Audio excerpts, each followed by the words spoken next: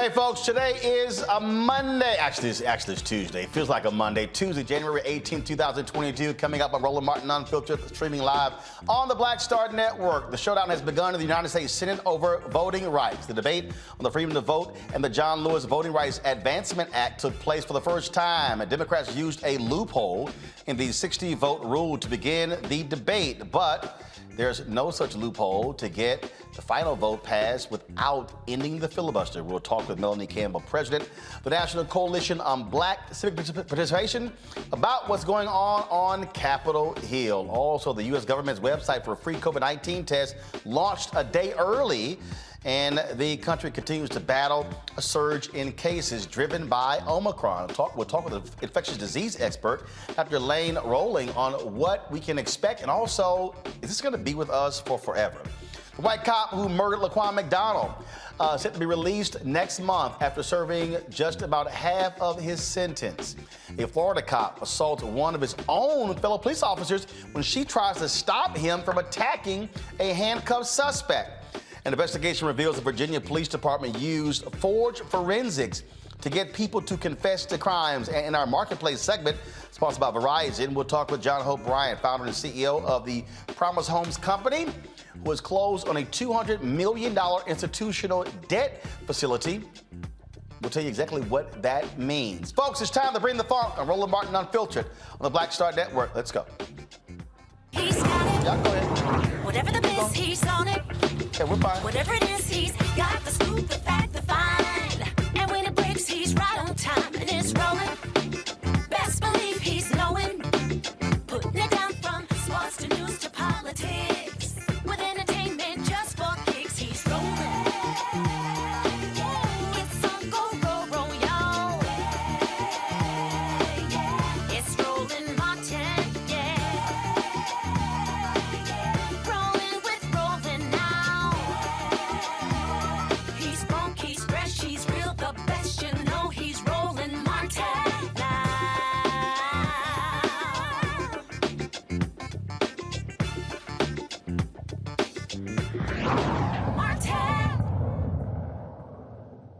President, this is on defending democracy.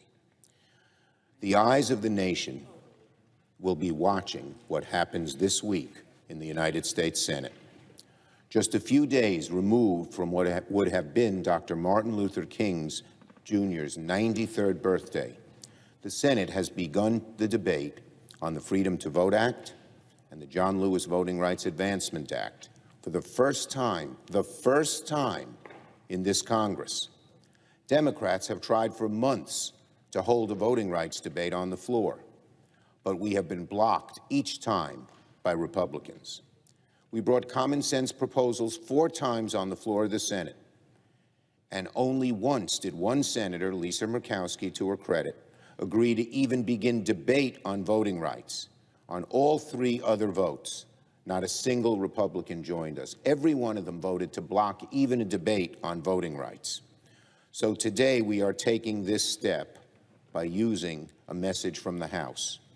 Now, it's just a step, but an important step moving forward in that we will finally debate this one issue that is so central to the American people, to our history, and to our democracy. That was Senate Majority Leader Chuck Schumer on the floor today of the United States Senate talking about the issue of voting rights. Minority Leader Senator Mitch McConnell of Kentucky said Democrats defended the filibuster in the past, so what has changed? Late last week, our Democrat colleagues briefly paused their quest to destroy the Senate's 60-vote threshold, just long enough to use the 60-vote threshold themselves to block a bill. Every Republican supported sanctioning the Nord Stream 2 pipeline that will give Russia even more leverage to bully Europe. Most of our Democratic colleagues bowed to the furious lobbying from the Biden administration to protect Putin's pipeline. There were 55 votes to pass the bill that our friends like Ukrainian President Zelensky desperately wanted passed. but Democrats blocked it by denying 60.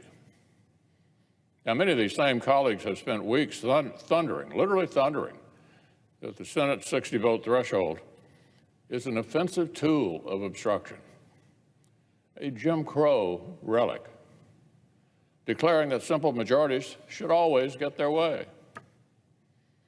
But late last week, they literally wielded the 60-vote threshold themselves. A useful reminder of just how fake the hysteria has been. We already knew Washington Democrats don't have any principled opposition to Senate rules. Democrats repeatedly filibustered the CARES Act in March of 2020 while insisting on changes. Democrats filibustered and killed Senator Tim Scott's police reform bill. You only have to go back a few years to read vigorous defense of the filibuster from our Democratic colleagues and their allies. Oh, talk about a lying fool. First of all, McConnell just said that Democrats scuttled Tim Scott's police reform bill. No, last I recall, it was Vice President Kamala Harris, the United States Senator, who said, why aren't we discussing this bill in committee as opposed to on the floor? That's actually what happened. So McConnell is lying. McConnell also talked about how, they're changing the rules. Didn't McConnell put 2 Supreme Court justices on for life with just 51 votes? McConnell, you're lying again. And so, folks, not only that, didn't Mitch McConnell forget he voted with the Democrats to change the filibuster requirement, change the filibuster rule, to increase the debt ceiling a month ago? See, so what Mitch McConnell wants you to do, and these idiot MAGA people will just run along with it, is to believe that there's a 60-vote threshold for everything. That's a lie. There are exceptions. And the Senate has made an exception 161 times in the last number of years. So really, what's the whole deal? Now you have folks, West Virginians, who are weighing in. Prominent West Virginians, such as Alabama head coach Nick Saban, former Lakers GM Jerry West, former NFL quarterback Oliver Luck, and former NFL player Darryl Talley of the Buffalo Bills, joined former NFL Commissioner Paul Tagliabue, signing a letter urging Senator Joe Manchin of West Virginia to vote for voting rights legislation. The letter reads in part, some of us have roots and shaped our lives in West Virginia. Others followed very different paths, and some of us have been rivals in sports or business. But we are all certain that democracy is best when voting is open to everyone on a level playing field. The referees are neutral, and at the end of the game, the final score is respected and accepted. Guys, please put the letter up. This is the letter right here, okay? Thank you, all right? You see right here, these are the signatures on here. All right, so this is exactly what they sent to Manchin. Now, today, several protesters who stood on the Capitol steps demanding the passage of voting rights, they were arrested. This is the video right here, folks. Joining me now to talk about, again, the battle that continues is Melanie Campbell, President CEO of the National Coalition on Black Civic Participation. Of course, Melanie, you've been, of course, a part of this for quite some time. We saw those activists today. We saw the protests that took place yesterday. And so the fight continues to force us in to do what's right when it comes to these bills. Yes, Roland. And one of the things that we keep saying that whatever goes down, one of the victories, it's not the win, will be a vote, so we know where these senators stand. And so when it comes down to that vote, we will at least be able to know where people stand and know what we got to work towards when it comes to continue to fight to get this thing passed. And so that's what we're going to have to keep doing. You know, and what's also interesting here is as I sit here and look at what's going on, you know, you've got look, the Democrats, Manchin and Sinema, won't even support putting the talking filibuster back. I mean, my goodness. Mm-hmm. This ain't that hard. And so I'm glad to see what you was just showing about that letter coming from West Virginians. I mean, the people of West Virginia and the people of Arizona want them to do the right thing. So I just know that we have to keep pushing. We need corporate America to weigh in because sometimes if you don't listen to the people, you'll listen to money. And so every tool in the toolbox we have to keep using and hold. And also, and I know I heard you talk about this, and also push on the Republicans. At least 10 Republicans at the end of the day ought to be able to figure out how to do the right thing. So we cannot let them off the hook while we continue to push for Sinema and Manchin to do the right thing as well. And of course, there's some people who say, look, this is all for naught. Why don't you just simply give up? But the bottom line is you got to force it, because right now we need to know who's where do people stand? Who's for, who's against? And in the state of Florida, my home state where I grew up, you have the governor who is now trying to accept a separate office to enforce their voter suppression laws. So it's not stopping. And so, and the more these state legislatures come back into place, we're going to see a whole lot more kinds of voter suppression laws. It's like somebody turning the dial to see, well, just how far will they let us go? Let's see how far we can go. And so that's what we're going to continue to see. And so at the end of the day, folks got to make that decision. What side of history are you on? And we cannot afford to stop fighting for our voting rights. And we've always had to fight. That's the thing I try to tell young people. We have unfortunately always had to fight to protect our voting rights. And we will continue to do that until we get another victory.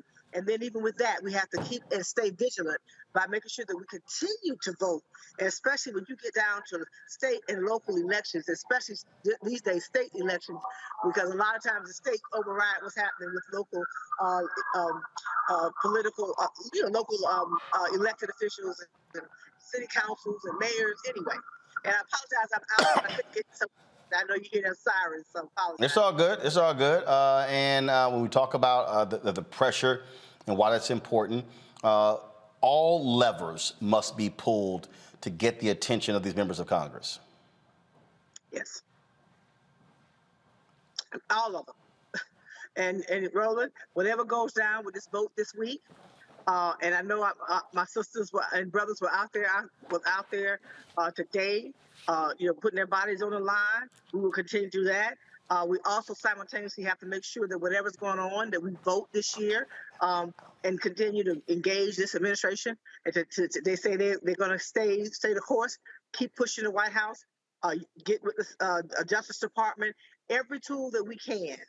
At the end of the day. And I just think it's a moral imperative. Right. What we're talking about is what's going to impact our kids, my nephews. These kids are going to have a bad way if this country, it's not just like, okay, win one this week, win another next. No, this is about the whole shifting of this political system that can put our children in a perilous future. When you're talking about pushing us back, not just pre-65, we talk about Reconstruction.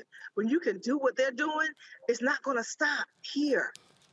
No, it's not. In fact, when I talked about putting the pressure on, Emily's List has made it clear that they sent a letter to Kristen Sinema that if she chooses re-election, if she keeps on this path, she will not get their endorsement. This is what they sent her. Senator Sinema cannot support a path forward for the passage of this legislation. We believe she undermines the foundations of our democracy, her own path to victory, and also the mission of Emily's List. And we will be unable to endorse her moving forward. That is, of course, a very powerful fundraising group that supports, that's pro-choice, but also that's all about electing women to Congress. Right. And Sister LaSponza Butler, give her a great shout out. Sister, who's now the head of that, is a Black woman who's running Emily's List. So that's history as well. Absolutely. Melanie Campbell, we appreciate it. Thanks a lot. Thank you. Thank you, Roland. All right, folks, go to my panel. Mustafa Santiago Ali, former senior advisor for environmental justice at the EPA. Teresa Lundy, founder of TML Communications. And we'll be joined in a bit by Demario Solomon Simmons, civil rights attorney and founder for Justice for Greenwood. I want to start with you, Teresa. That Emily's List decision is important. Last week, they released a statement. People like me said, ain't good enough. Send the signal to Sinema and any other woman who wants their endorsement and their money. You don't do what's right when it comes to voting rights, you will not be getting our support. Yeah, and I think more organizations actually need to run on the same talking point because look, Emily's List has been influential in making sure that women are elected and in the right position. But they also have a very, very big contact list of sponsors and donors and those who already are established after their sponsorship. But I think other PACs would also benefit from some of their talking points. So it makes sense. I think it's at the right time that they made the statement, and that it made sense. But I also think there is a time for us to really think about, what's next. So what more can some of these PACs and organizations do? Not just getting us elected, but actually making sure that we as in those who are elected are still hitting some of those same point and those same voting rights that is necessary to move this country forward. Mustafa, what happened to Kenneth Frazier? What happened to, of course, these other black business leaders who supposedly are rallying these companies to stand for voting rights? You notice they're gone? Well, what happened? Ken Chenault. Matter of fact, I'm gonna send him an email in a second. And where'd y'all go? Exactly. Their silence is as deafening as many of the others who are supposedly going to help and be supportive and to push to make sure that voting rights and a number of other issues that have been impacting our communities were going to be stood up. But because of their silence, there are a lot of folks who think that they get a pass. It's almost like some of the senators and others who are on Capitol Hill that because we have rightly been placing attention on a couple of members, primarily Sinema and Manchin, that others have been able to kind of be silent also. So that's why it's so important that this vote, hopefully that comes up where we see where people stand. But we got to also focus on the left. I appreciate what Teresa just shared, and I appreciate what Emily's List is doing. And we have a number of companies and corporations, and we've talked about this before, that when the Black Lives Matter movement was garnering all that attention, that folks were saying, well, we're going to do right. We're going to make sure that we stand with you. We're going to make sure that those elements inside of your community that need to be protected, that we're there for you, that we're going to be authentic allies. But now we still don't see a whole bunch of them showing up. So that dynamic has to change, and we have to hold those accountable who are not willing to stand with us in these very, very serious and significant times.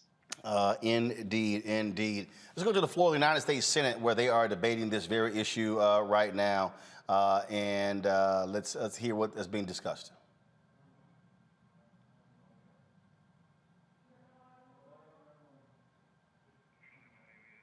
Support the Freedom to Vote Act, which are designed to safeguard Americans' right to vote and secure the sanctity of our election.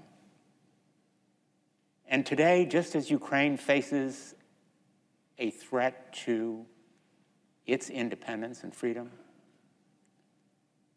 we too in America face a threat. Not from Vladimir Putin directly, although he has sought to destabilize and degrade our democracy and continues to do so through cyber attacks and misinformation.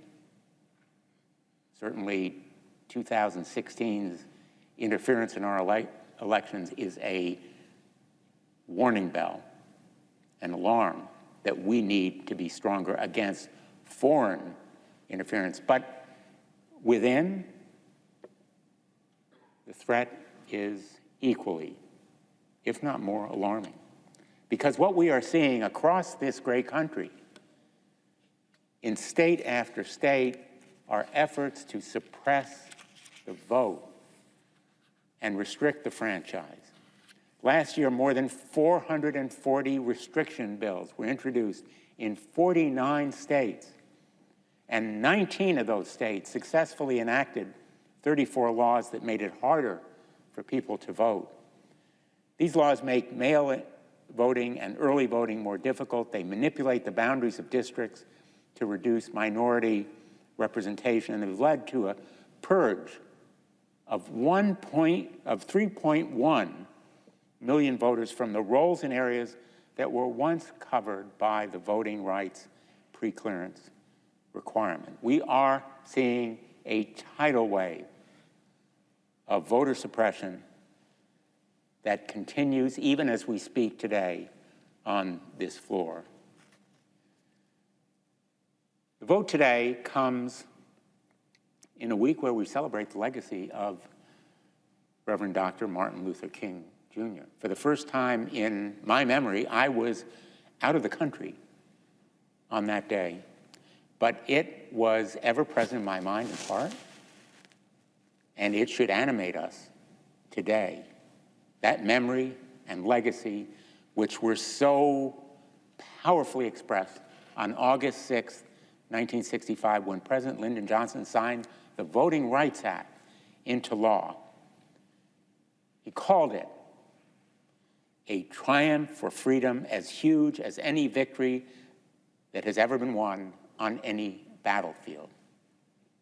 A triumph for freedom. And it followed a mere 7 months after Dr. King launched a Southern Christian Leadership Conference campaign based in Selma, Alabama, with the aim of supporting voting rights legislation. It was a great day for America. It is one that has rightly received a paramount place in our history. It's taught to our children. The Voting Rights Act represents the best of America. And its commitment to guaranteeing that members of every racial group would have equal voting opportunities stands as one of the best days in this country. But it was no layup for the civil rights movement. It culminated a hard-fought campaign, and it was a hard-won victory of civil rights leaders like Dr. King and John Lewis, who committed themselves, literally committed their bodies, their physical well-being, to advance the rights of others in the face of violent opposition. They were beaten, sometimes near death. And for decades, the Voting Rights Act remained a crucial bulwark. It was retained and defended against insidious efforts to roll back the clock until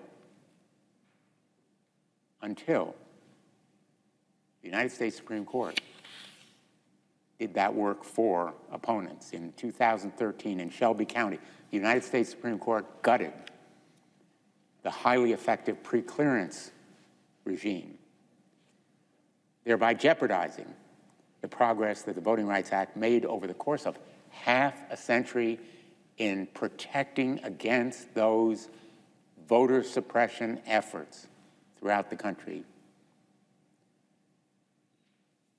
Justice Ginsburg said it best in her powerful dissent in Shelby County when she wrote that Congress enacted the Voting Rights Act preclearance requirement to cope with a vile infection of racial discrimination, which, quote, resembled battling the Hydra. Whenever one form of voting discrimination was identified and prohibited, others sprang up in its place, end quote. And the time to protect those voting rights is before they are restricted. And that's why preclearance was so important and why the John Lewis Voting Rights Advancement Act now must be enacted into law. DeMario, I want to go to you. So check this out. To understand how Republicans operate, so last week in Virginia, they swore in new governor, new leadership. MLK birthday was yesterday. Go to my computer, please. Virginia Republicans filed 20 bills to restrict or limit absentee voting. They want to get rid of no excuse voting. They want to get rid of ballot drop boxes. One of the first actions. Now, the only reason that's not going to fly is, now granted, they control now the Virginia House. They control the governor. They don't control the Virginia Senate. Democrats still control that. That's the only reason it's not going to get passed. People need to understand. Now, mind you, it just got in. Not bills dealing with education, not bills dealing with the economy, not bills dealing with housing, voting. The first bills they put up. Yeah, because they understand power. And thanks, Roland. Good to see you and see the panel, esteemed guests. I appreciate being on this with you guys tonight. They understand power. They understand the vote. They can get everything else, accomplished if they shut down the voting. So Democrats came in and did the exact opposite, focused on other things. And I mean, unfortunately, I'm still not convinced that the Democrats are going to be strong enough to make this happen. I'm praying for it. I'm pushing it. I'm sending my emails. I'm calling the folks I know, trying to make this happen. But I don't think they really understand the urgency still at this point. Roland, at this time, I mean, if we look at the Biden administration, we all want it to be very successful. I was hoping the Biden administration will be transformational, like LBJ's, Lyndon Baines Johnson's administration. Up until this point, they've gotten a really bad grade. I almost say they're probably down there with a D or an F when you think about the things that are most important to Black people in this nation. That's police reform, voting rights, getting COVID under control, and reparations. I mean, they get zeros on all of those at this time. Well, look, I get that, but frankly, you can't make a comparison to this Congressman LBJ. You can't. So here's a perfect example. I'm going to show you this right here, Mustafa, and this is, and I get folks using the comparison, but you can't make the comparison. This right here, Voting Rights Act of 1965. You're pulling up 333 to 85. That was in the House. 333 to 85. So let's go Senate. Okay, I'm gonna pull this up in a second. In terms of the actual vote, people understand. Second of all, let me remind people, under LBJ, you could pull projects. They already got rid of pork barrel projects. You can't do it. Now. They could have brought it back. No. Follow me here. This is the number in the Senate, bro. 77 to 19. 77-19. You literally can't compare LBJ to Biden then to now because it's literally 50-50. And folks say, figure out what Sinema and Manchin want and don't give it to them. The problem is that those rules have been changed. The old rules, and here's the other deal, and I totally get what everybody's saying, and I'm right there as well. Here's the problem, Mustafa. If Manchin or Sinema says, I'm no longer, let me repeat this.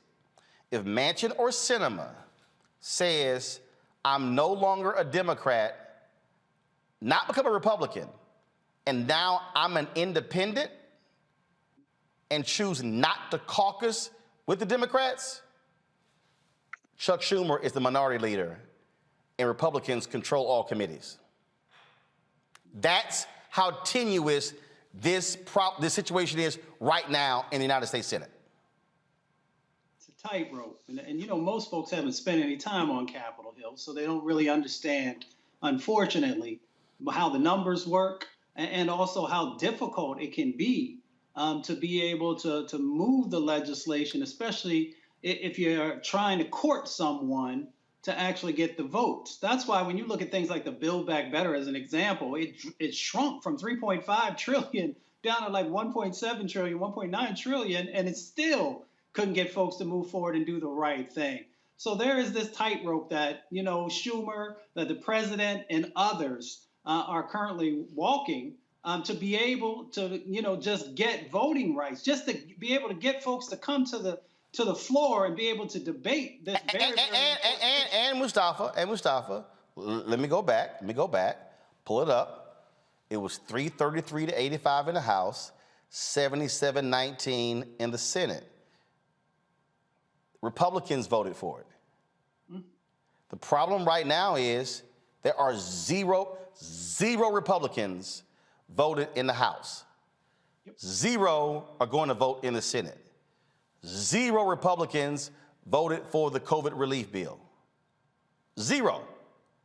That is the reality. Even the infrastructure bill.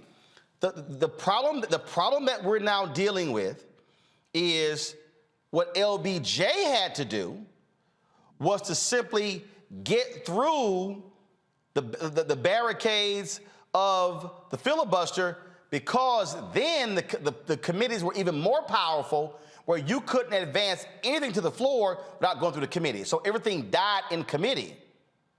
The problem now is you can take it to the floor. If you ain't got 60 votes, you're still screwed. So what we're dealing with, and I'm gonna also give people a reminder. Democrats had 60 votes when Obama was president. And why didn't they pass health care with 60 votes? Because all it took was one senator who wanted other changes. Remember Lieberman? Remember your senator from Nebraska? Because remember the Cornhusker deal? All the training that had to go on? So even when Democrats had 60 votes, they didn't have a hardcore 60 because of different interests. And that is the fundamental problem that we're dealing with. And I keep saying this. Republicans, they right, hard right. Democrats, centrists, liberals, progressives, far left. They tent so big, you got to sit here and juggle, Teresa, to satisfy all these different interests on the Democratic side just to be able to get the bill to the floor. I see there's two different components here. One is the division. I think after, towards the end of Obama's administration, there was a lot of division as it relates to how we start to look towards the future when it comes to future legislation. And so we are at this undeciding point where, now we have Democrats trying to figure out if they're going to be independents. And now we have Republicans now thinking about the working family. And so all of these interesting developments that have been happening over time has been something that I believe the Republican Party has decided, we're just going to cause division. And so most of it is picking apart different legislation, different, finding their, new outlets of airing their views, and also buying new platforms. I believe Trump now has a new platform that's going to apparently be, comparative to Twitter. And it's an interesting, rollout strategy that they've been doing, and thus we can't get anything done. And so I think that's where we are in terms of where our priorities really lie. And Roland, to your point of all the special interests that ultimately come into play, is that we don't have a foundation of people trusting each other in Congress or in the Senate. And so, again, when we can get those votes back in 1965, and it seems like we just can't get these votes today, we are at this very fine line of, those we are getting elected, are they going to be aligned with the other senators and their other colleagues? And that's where, the division is actually aligned, because it seems like no one is trusting each other to get things past the finish line. And here we are, the American people, suffering. Well, but also I think what we have to also really deal with is that we are seeing what happens when you do not ignore state politics. Here's what we're up against right now, DeMario. We're up against trying to pass a federal bill to stop what's happening on the state level, because they control that. And so, as I talked about last week, when we have to understand how geography plays a role in all of this, the importance of these rural areas and who lives there and the power that they are wielding in these various states. So this is a much more complicated issue, but it also goes to show, look, in the last election, Democrats were anywhere from 5 to 8 seats away from taking control of the Texas House. Guess what? If you control just one of the chambers, they can't pass anything. See, so we also got to talk about that. Okay, how do we now look at the map and but what are we now dealing with? Well, damn, you kind of need the federal bill because the Supreme Court has already weighed. They're not going to weigh in on partisan gerrymandering. So you need the federal bill to stop partisan gerrymandering so Republicans aren't able to gerrymander themselves into veto-proof majorities on the state level. So this is the long strategy to maintain. Right, Roland, and this is why I continue to argue that the Democrats have been short-sighted and weak on this. I mean, they should have saw this coming. The first things that should have happened when President Biden, from my opinion, when he got in office, was push these bills through. Push through the Supreme Court to be expanded. Push through the bills that's necessary. Man, you know they scared. Listen, the Supreme, listen, the expanded Supreme Court, man, what did they announce? Was it a study? Was it a blue ribbon panel? Let me just finish. Yesterday, we celebrated your frat brother, Dr. King, and rightfully so. And one of the things he said. Go ahead, repeat that again. I know that paying you to say your frat brother, but go ahead. It's your frat brother. That's right. It's your frat brother. Absolutely. But Dr. King. Hold up, and Mustafa. Just want to let you know that too. But go ahead. Radical change in structure. So everything you talked about was structurally, and we didn't do the necessary structurally. So now we've allowed, the Democrats, have allowed all of these state houses to gerrymander. That should have been number one on the agenda, getting the voting together, getting the Supreme Court together. Because as you just stated, what people don't understand is that white people from around the world are okay with being in the minority and having all the power. That is what apartheid was about. They don't mind that. They don't care about the numbers being, going to be more black people and more brown people by 2023 or 2034. They don't care about that. They care about the power. And our people on our side have been short-sighted. Even when Obama was in there, we all love Obama, but they had 60 votes and they allowed that to stop them. They should have been more foresighted like the Republicans have been.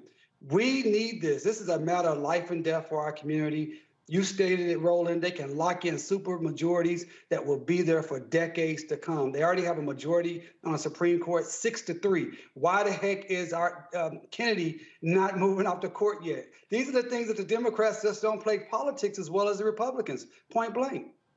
Well, it stems also, Mustafa, from the 1965 Voting Rights Act.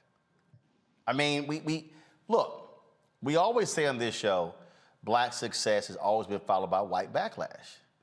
And what we are talking about right now has literally been the war, the political and judicial war that is a direct result of 13 years of the Black freedom movement from conservatives. They were angry that the courts took Brown versus Board of Education 1 and 2, and they used, and the African Americans and liberals, Democrats, whatever you want to call it, used the courts to change. Those Southern Dixiecrats, those racists, those Confederates were pissed off. Many of them became Republicans. And the reality is the system that we're talking about right now is built on race. And that is what we have been battling. Let me also remind people of this, and I think it's very hard for people to acknowledge this, Mustafa, and it's real. 72 to 74% of the total electorate in 2020 were white. We talk about African Americans voting, absolutely important. But we have to vote to the edge of our capacity. We have to completely maximize our numbers. Then we got to look over here at Latinos and say, man, what y'all doing? Is it going to be 70-30, 65-35, 60-40? And so it's also a numbers game. Many of us thought because of the white folks dying off, numbers shifting, at the 2020 election was going to be the first election in American history where less than 70% of the total electorate was going to be white. It was 72-74. We're still dealing with white politics. White politics. We're still dealing with, Mustafa, trying to deal with white Democrats who were appealed by Trump's message of Make America Great Again. He beat Hillary Clinton by 450,000 votes in Ohio. The same white workers who picked Obama over McCain. So we are still, so for all of what we're laying out, and then when you talk about Latinos, you got to deal with white Hispanics who identify more white than brown. So which is why the only way this happens is if you're dealing with a multicultural coalition. It cannot be black only. You have to have a multicultural coalition to win and beat back what is going on with the Republican Party. Well, that's been the message. Dr. King shared that message that we needed a multicultural set of actions and individuals coming together. Our brother Jesse Jackson, the same thing. And then even Reverend Barber has all been focusing on and helping us to understand, our sets of commonalities. And that if we come together, we can actually begin to move the needle and we can begin to win on many of these issues. This set of strategic plans that Republicans have put in place has been going on for over 60 years now. The set of steps that they understood that they needed to move forward on. And they've been very methodical about it, but they've also been very laser focused. If you come up through the Reagan administration and the Bush administration, you see individuals who have been working both on the federal and the state level to get these types of things in place that we see that are playing out now. Trump just hyperized it. Trump did, he began to take, not only as folks did before the Willie Horton ads and those types of things, he began to utilize it in a much broader fashion. And then he also began to emphasize for folks that, you're losing something and that we have an opportunity to actually make the country great again, and then taking back to the 40s and 50s as the paradigm that he was operating from. So folks have got to realize that we have got to come together to be able to make these changes happen. But that doesn't mean that we have to lose focus on the fact that black folks are still the most disproportionately impacted in almost every category that there's out there. So if we're not willing to do that, then we're going to continue to see these dynamics play out. And what they hope is, and we've talked about this on the show a number of times, is that they're not trying to stop every black person from going out there and voting. They know that they can begin to just carve off certain percentages across the states that they can win. And once they win, then they begin to further institutionalize these sets of actions that further weaken us both economically and a number of other dynamics. So once you know the game, then we just have to continue to work the strategy to make change happen. Let's go back to the U.S. Senate floor where Senator Casey of Pennsylvania is now speaking. Occurred every 4 years. Some years it would go up a little higher, other years it would go back down. But we never got in 60 years to that level again.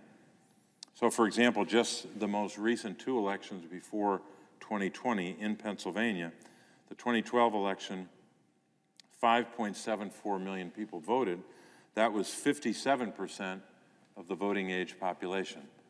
So down from that high water mark of 70% in 1960. 2016 was a big turnout in our state. We had more voters than 2012. It was 6.1 million voters, and it went from 57 in 2012 to 61. So it got over that 60 mark, but of course 61 is not 70, so we got nowhere near, even in 2016, when you look at the percent of the voting age population. So that's the backdrop of 2016, big turnout, but not the turnout level we saw in 1960 or 64 or a few other years. Then in October of 2019. Pick up on that point right there, Teresa, Mustafa, and DeMario, because I'm going to go to North Carolina. 2008, then Senator Barack Obama wins North Carolina by 14,100 votes. I mean, black folks were turning out in droves. If you read Reverend Dr. William Barber's book, The Third Reconstruction, he talks about how low turnout was in North Carolina. They then began to make changes there. And then in 2008, I believe it was at 78%, the highest they had seen, and it put them in the top percentile in America of voter turnout. 2010, Republicans took control of the legislature. Voting laws put into place. So the data is very clear. When you begin to see large turnout, but in terms of the percentage going up, then you see Democrats winning. Let's talk about this here, because we're dealing with this right now. Teresa, I want to start with you. U.S. Senate race in Pennsylvania, because Toomey is retiring. U.S. Senate race in North Carolina. U.S. Senate race in Wisconsin. U.S. Senate race in Ohio. U.S. Senate race in Florida. So now all of a sudden, those are 5 critical states. You also got U.S. Senate race, obviously, Charles Booker running against Rand Paul in Kentucky. But really, you got those critical 5 states. Obviously, Warnock is running for re-election. So when I hear people, when I hear black folks say, man, hey, look, man, we turned out in 2020, it didn't happen. What I keep saying is, you pick up 3 of those 5, you're now up 53-47. You now can negate Sinema and Manchin. And so what should the messaging be, Teresa, you're in communications, to black folks to say in Pennsylvania, while we must try to max out our numbers, not be happy with 55% black turnout. No, say we need 75, 80, 85% black turnout in Pennsylvania to keep a Dr. Oz or whoever the hell other crazy ass Republican they're gonna try to nominate. Well, one, you're absolutely right. You know, the Commonwealth of Pennsylvania is a very interesting space to do politics. You have the Western sphere, and then you have the middle, 67 counties. So you have the middle counties that are very, different when you come to Philadelphia. Okay, Teresa, stop dancing, just say it. Philadelphia and Pittsburgh, is America. The rest of Pennsylvania is Alabama. Absolutely. So if you're traveling, just go all that bullshit you talk about, all the middle states and these, just go ahead and say it, okay? Outside of Philadelphia and Pittsburgh and the suburbs of those 2 cities, the rest of Pennsylvania is Alabama. Absolutely. And you know what? They show their flags very proud. You'll see the Confederate flags, you'll see the Trump flags. But here's the messaging that needs to happen. I see Roland is honing me in on what it is. So African Americans and Black, brown communities, one, they need to be funded. We currently have one African American male, he's young, that's Malcolm Kenyatta, and he's running, as the African American candidate for U.S. Senate. But then we also have a whole slew of GOP Republicans, and I believe they're going after the Black vote. They are consciously thinking about the working families. They're thinking about blue collar. And so they are trying to spend dollars and cents to make sure that their message is clear, which is, if you're tired of dysfunction, get with us. And I think that message is obviously not resonating, but obviously the Democratic Party needs to choose a candidate that they actually stand behind. And so what we have currently is a Pennsylvania Democratic Party that is kind of on eggshells on who they're actually going with. They have not picked a nominee. And so we are getting, the best of both sides. The GOP has already had a debate here in the Commonwealth, and the Democrats have not, because they're still trying to figure out the numbers and the lay of the land. But I think if they really want to get on message and if they really want to speak to Black and brown communities, one, they need to financially make sure it happens. Two, they need to make sure that the effort actually takes place. And then three, also realize that we are still, as much as we're thinking about the U.S. Senate race, we're also still thinking about the maps and how they're being drawn. And so everybody is kind of at an unease feeling. Well, keep in mind, the maps are no big deal for Senate races because they're statewide. So the maps matter for congressional races, state rep, and state senate. For United States Senate, it's statewide. Maps don't matter. And so, yes, that doesn't matter. But then you still have those candidates who are still trying to figure out who are they supporting within that. So there's still a divide, and I don't think the Democratic Party has really gotten on the same page. But I think Republicans are making an assertive effort to reach into Black and brown communities. Now, we haven't seen it yet. We haven't seen some of these resources, but they are absolutely, trying to use the talking points of, gun violence and, poverty and trying to figure out nuances that will definitely be appeal, but also not too much. So, I think there's a lot that they can do, but there's nothing that really has been shown. It's really them trying to find unification within their own party right now. Obviously, it means laying out what it is that we want. See, DeMario, I always, when people yell tangibles, let me remind you, one United States senator cannot deliver what you want. You got to get the votes. But it does mean if you're in Pennsylvania and you Black folks, you're establishing this is an agenda that these are the things that we want to see get done. And so I think if you say we want the George Floyd Justice Act, whoever is running for these U.S. Senate races, they have to be asked that question. In the primary, in general, do you support the George Floyd Justice Act? Will you vote yes if you are elected to the United States Senate? Do you support For the People Act, John Lewis Act? Do you support, so you go down the whole line. But and I'm gonna say this, and people, again, I don't give a damn what they say. I don't care about these people, man, Rollerball, you always trying to get us to vote Democrat. No, I'm trying to get you to vote for life or death. I'm trying to get you to understand that Medicaid expansion leads to hospitals not shutting down. I'm trying to get you to understand that when rural hospitals shut down, we die. I'm trying to get you to understand that Republicans don't want to expand Medicaid in these states, even though the money was provided by Congress to do so. They still said no. So at some point, we also have to say, here are the real things that are happening.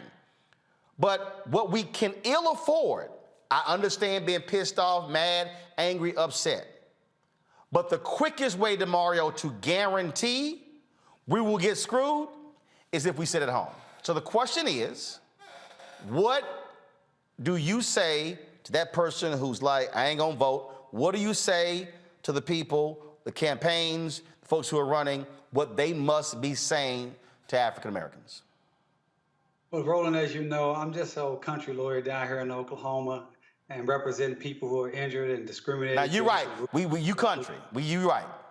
Yeah, that's all right. So I understand how to talk to regular people. I understand to come hang out with you real highfalutin folks, as we would say. I understand these big words and big issues. Even though when I went to Tulsa, you had all that vegetarian food. But go ahead with your country self. Go ahead. I swore I was in California at Cal Berkeley with the food y'all was serving at that Tulsa reception. But go ahead, tell your little story. Man, I'm trying to eat to live, brother. Go ahead and tell your little story. I want to look like Mustafa, man. Maybe I get my pink on. You know what I'm saying? So what I'm trying to do. Listen, roll it. people got to speak very clearly to our community. You know, I hear these talking points of we got to save democracy. Democracy has never worked for Black people. You got to talk about how we're going to save grandma, how we're going to save these houses, how we're going to save lives, like you talked about with the Medicaid expansion, but be very clear about what that means. And I use a very example. I was just talking about this last week at a lunch. It was a young man named Demonte Driver. You can Google this. There's a foundation in his name. This young man, back in 2007, I was coming back from a conference in D.C., actually working on reparations for the massacre with Dr. Charles Ogletree.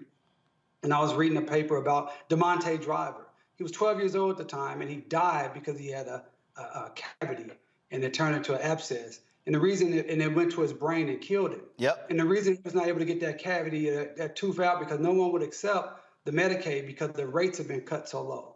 And they were trying to utilize that story to be able to put more money into healthcare for children. This is 2007. We still deal with the same thing today. And who are those people that have been impacted by it? A lot of our people have been impacted by that. I certainly was the one that grew up on SSI, grew up on state benefits. I had a speech impediment, state paid for it. I needed braces, state paid for it. I almost died several times from asthma in the emergency room and ICU for days upon days. The state paid for it. Those things are very, very important, but we have to be very clear about it.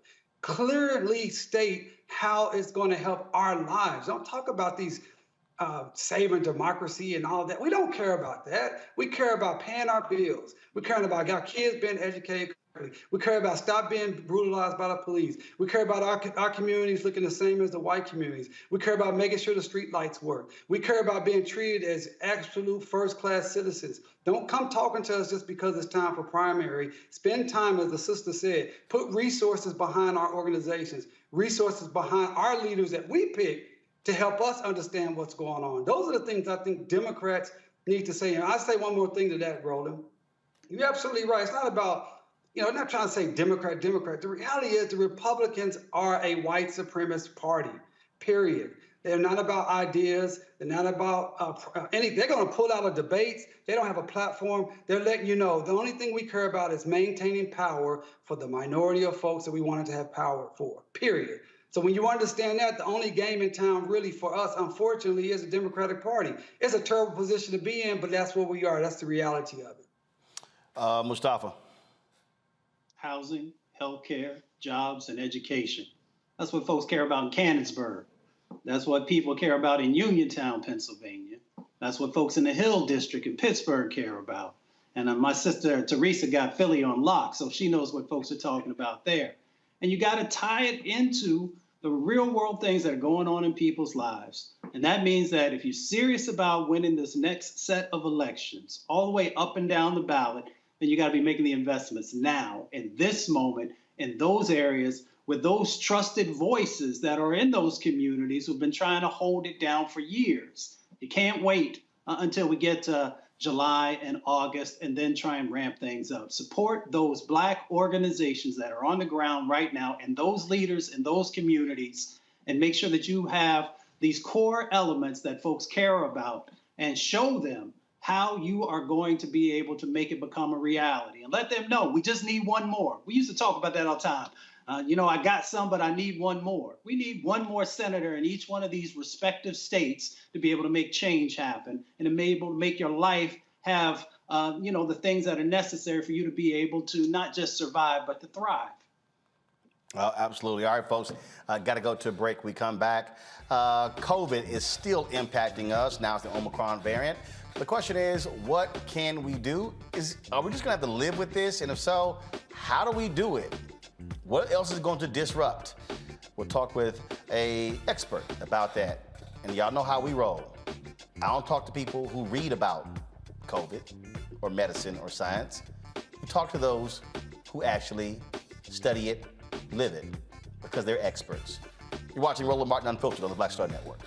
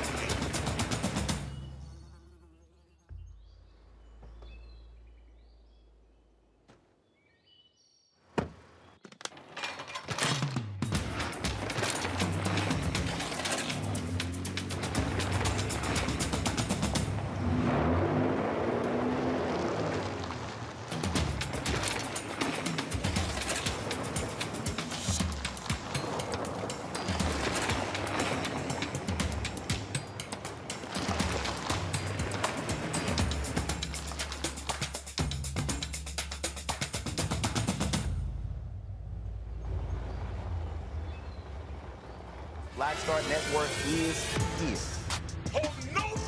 I'm real revolutionary right now. Support this man, Black Media. He makes sure that our stories are told.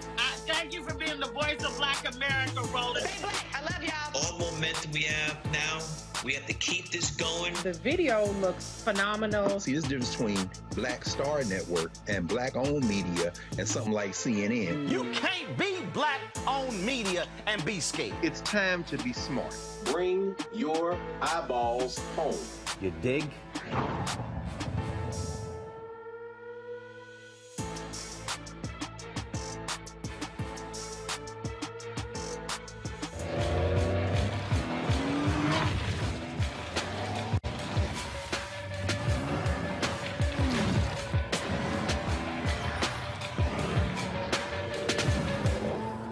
I'm Chrisette Michelle. Hi, I'm Chaley Rose, and you're watching Roland Martin Unfiltered.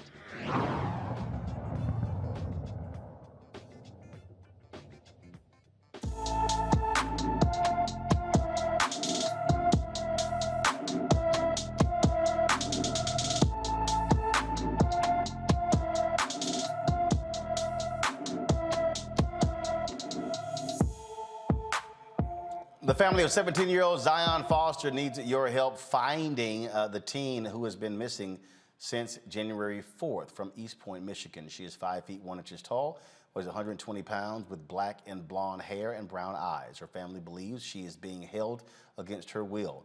Zion was last seen wearing her Detroit Wing Company uniform. Anyone who has seen Foster or has information on whereabouts, please call the East Point Police Department at 586-777-6700, 586-777-6700. All right, folks, we are truly living in an international pandemic. We are seeing how COVID is still impacting us on a daily basis. Now the Omicron variant, it is extremely infectious. 332 million cases of COVID in the United States. Worldwide, 5.5 million people have died from the virus in the United States. The death toll is nearing 900,000 cases, and we're still seeing numbers. Now we're seeing reports of things tapering off, what's happening. So the question is it tapering off, or are we simply going to have to live with this? And when we say live with this, what does that mean? Always wearing masks, always doing social distancing? Are we ever going to be able to go back to events? The Grammys had gotten postponed. They now moved it to Las Vegas. The NAACP Image Awards, they announced their nominations today. They announced that it will be in person. It will be an in-person ceremony, but there will be no audience, and so basically, no one's going to be there. Will there be an Essence Festival this summer? What does this all impact? Will we see conventions actually take place? All of those questions we're still with 2 years after. 2 years after COVID hit the United States, hit the world in such a huge way. And so our goal has been to talk to people who live this. This is what they live. This is what they do. This is what they study. This is what they've been going through. And so joining us right now is one of those very experts, joining us from Baja, California, Dr. Rowling. Of course, you've been seeing, him on social media. You've been seeing him talk about this with his videos. And so, again, Lane Rowling is the Director of Clinical Education and Research, Tropical Pathology, and Infectious Disease Association. So that means, Doc, you got credentials. First and foremost, I want to start there.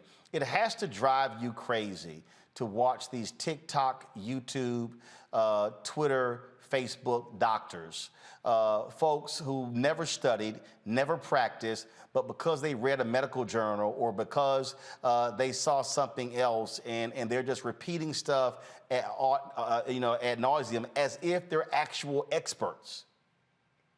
Absolutely, and Roland, thank you for having me on your program. But you're absolutely right. This has been a hell of an exercise over the last 2 years, trying to educate people about real infectious diseases. I mean, I've been doing this for 30 years, real life type of stuff, and you're absolutely correct. The reason why we're in this situation, you got people that jumped into a lane they're not trained in. I've never seen any of these guys in the jungles of the Amazon doing Ebola, dengue, malaria, putting babies in body bags, seeing some of the worst diseases in the world that will eat your face away, looking at live viruses under laboratories, et cetera, et cetera, et cetera. And you're right. They missed the boat. They got almost 1 million people killed here in the United States, and the virus is out of control. It's going to be out of control for a long time until we reset the clock back with people that actually do this stuff every day. I'm an infectious disease guy. I'm a virologist. I'm a chemical and biological warfare expert. I'm not a mechanic. I stay in my lane. And so when you say it's going to be with us unless we do a reset, what does that mean? Well, a reset is that we should have had that big mama conversation 2 years ago, like I've tried to do on all the different platforms I've been on, from MSNBC to Congressional Black Caucus, et cetera. Urban League is trying to educate people about the virus. You have to understand, folks, this is an RNA virus, coronavirus, largest immunogenic virus on the planet, capable of changing in a heartbeat, and is transmitted by 3 ways: respiratory, secretions, fecal contamination. It came from an animal. This is how you protect yourself. We didn't do that. It became a political narrative. People got into a lane, and they got a lot of people killed. So we have to set the clock back, educate people about the virus, transmission, how do you protect yourself.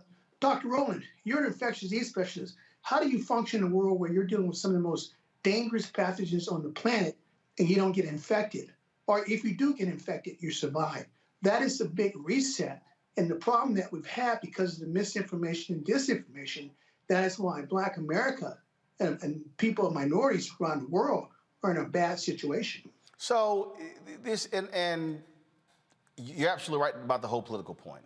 And I've said this here, that I think the biggest problem that we face in the United States is that we literally had an idiot who was in the White House. But let me explain that. Because he was so hell-bent on nothing impacting the economy. He was praising China while other people were like, yo, man, they're hiding stuff from us. And so we were getting these nutty news conferences. No, don't worry. We got 13 cases. It's that one, we got that one Chinese guy. We're good. We're going to have, everything's going to be fine. Then it was, oh, no. Don't let those people off that cruise ship in Florida because that's going to cause our count to go up. Or, hey, the reason we're not testing a lot of people, because we test a lot of people, we're going to have more cases. And so I think what it did was, it gave people who already, I mean, look, you got 10 to 15% of people who are already nuts. Okay, but that thing just then began to take off. And then what I think also what you saw is you just saw this constant, no, I don't want to say, don't give them the true information. The whole battle with Fauci and Birx, no, you can't talk, the chemical stuff. And so what's hard is when the people who you want to trust in a national emergency are not actually trying to really deal with it because, oh, it might cost me the election. And so when you say the reset, the problem now is it's people like, oh, now you can't trust the government, can't trust Fauci, can't trust Biden. So the sources that we normally would want to trust, bruh, I got Black people like, nah, bruh, you can't trust them doctors. And I go, we got Black doctors. Well, they bought off by the pharmaceutical. I'm like, well, who the hell you listen to then? I'm like, if your ass gets sick, you gonna listen to that Black doctor? Well, I agree with you on that. But the point is that there's a guy named Dr. Lane Rowland that's been doing this real time for 30 years. I just happen to be in the jungles. And the reality is, you're right. It became a political narrative. Fauci made critical mistakes. This is a respiratory disease. You wear a damn mask. Bree, whatever her name was, she was not out in rural Arkansas or Louisiana talking to Big Mama in a trailer house about how to decrease transmission. You're right. That narrative is gone. The virus is out of control. The vaccine was supposed to be one solution. It's not going to work. Different mutations. The reality, we have to set the clock back and get back to basic understanding of infectious disease control. Biosafety security protocol. What is the function of testing? Explain to people what testing can do. Explain to people what quarantine means. Explain to people how long transmission is, how long you're infected. understanding the role of viruses in this new world and how, if we continue this pace we're going, we're going to have thousands of more mutations coming down the road. Don't make no mistake about it. Omicron is just the beginning. All right, now we had an expert from North Carolina A&T on who made that clear back in April 2020. We were trying to warn people as well. And so, like, here's a perfect example. Okay, so Phyllis Brown on YouTube. Bill Gates been pushing the vaccine. This virus isn't going away. It's population control. No, not at all. You have to realize that the reality is that you cannot vaccinate yourself out of this, Roland, because this virus has an animal model. This virus has found coronavirus in almost every animal, from bats, dogs, cats, bears, tigers, etc. Okay, hold on, Doc. Stop right there. So then you got the people who are going, nah, this wasn't no animal thing. The Chinese created this in a lab, and it just escaped the lab. No, it did not, because I'm certified in chemical and biological warfare. I have 6 degrees. I look at genetic sequence. I believe in facts, science, and medicine. I'm not in the feel-good thing. True, do we do gain of function on different diseases? Absolutely. But you have to realize the virus is doing its own gain of function by doing mutations to survive, natural theories of selection. So when you actually look at the genetic pattern of the actual Wuhan and alpha strain, it has not been manipulated. We can look at your genetic sequence and tell if we manipulated a gene, amino acid, point mutation, etc. So the reality is that is debunked. Okay, so what we have been saying on here with, again, experts, is that the more people who are unvaxxed, the more people who refuse to take precautions, that virus is like, who can I jump into next? And you said the virus is altering, is changing. So explain that, what that means. Well, the reality is this, Martin, is that the virus, when it feels pressure, and I've talked about this on the Larry Bennett show, Little Rock, et cetera, is that if a virus or a microorganism feels a pressure, it's going to change. It's the natural theories of selection. So, for example, you create a vaccine for this virus, and you never create a vaccine in the middle of a pandemic because you're going to create super mutations. That means that your vaccine has to be 100% effective. What does that mean? I'm talking about vaccine effectiveness. If 1% of a virus population lives, it's going to change automatically. And that 1% is going to be billions within a couple of hours. And so that is the reality, is that the virus will change. It will mutate. When we look at the Omicron mutation, we have 50+ mutation in an HIV positive patient that had ineffective antiretroviral medication. We have a new mutation from another patient out of France, 75-year-old white male, chronic lymphocytic leukemia, same thing, chemotherapy, immunosuppressed. The virus is in the body for a long time. The virus sees it, is treated with monoclonal antibodies, is treated with a vaccine, the virus is going to change. And so the vaccines are creating these new mutations. So you can imagine somebody vaccinated with a mutation, somebody unvaccinated, and the virus mixed together. You get Omicron plus beta, or you get a combo infection. These ineffective treatments is driving this RNA mutation to a whole different level. And so do not be surprised in 1 month we have a virus that has 75 mutations in it. Okay, so basic question. Should people be vaccinated? The question I would tell everybody, you have to make that decision yourself. If I look at the medicine... Okay, hold up. Before you go there, are you vaccinated? No, I am not. And why is that? Because in my opinion, the vaccine has no vaccine effectiveness.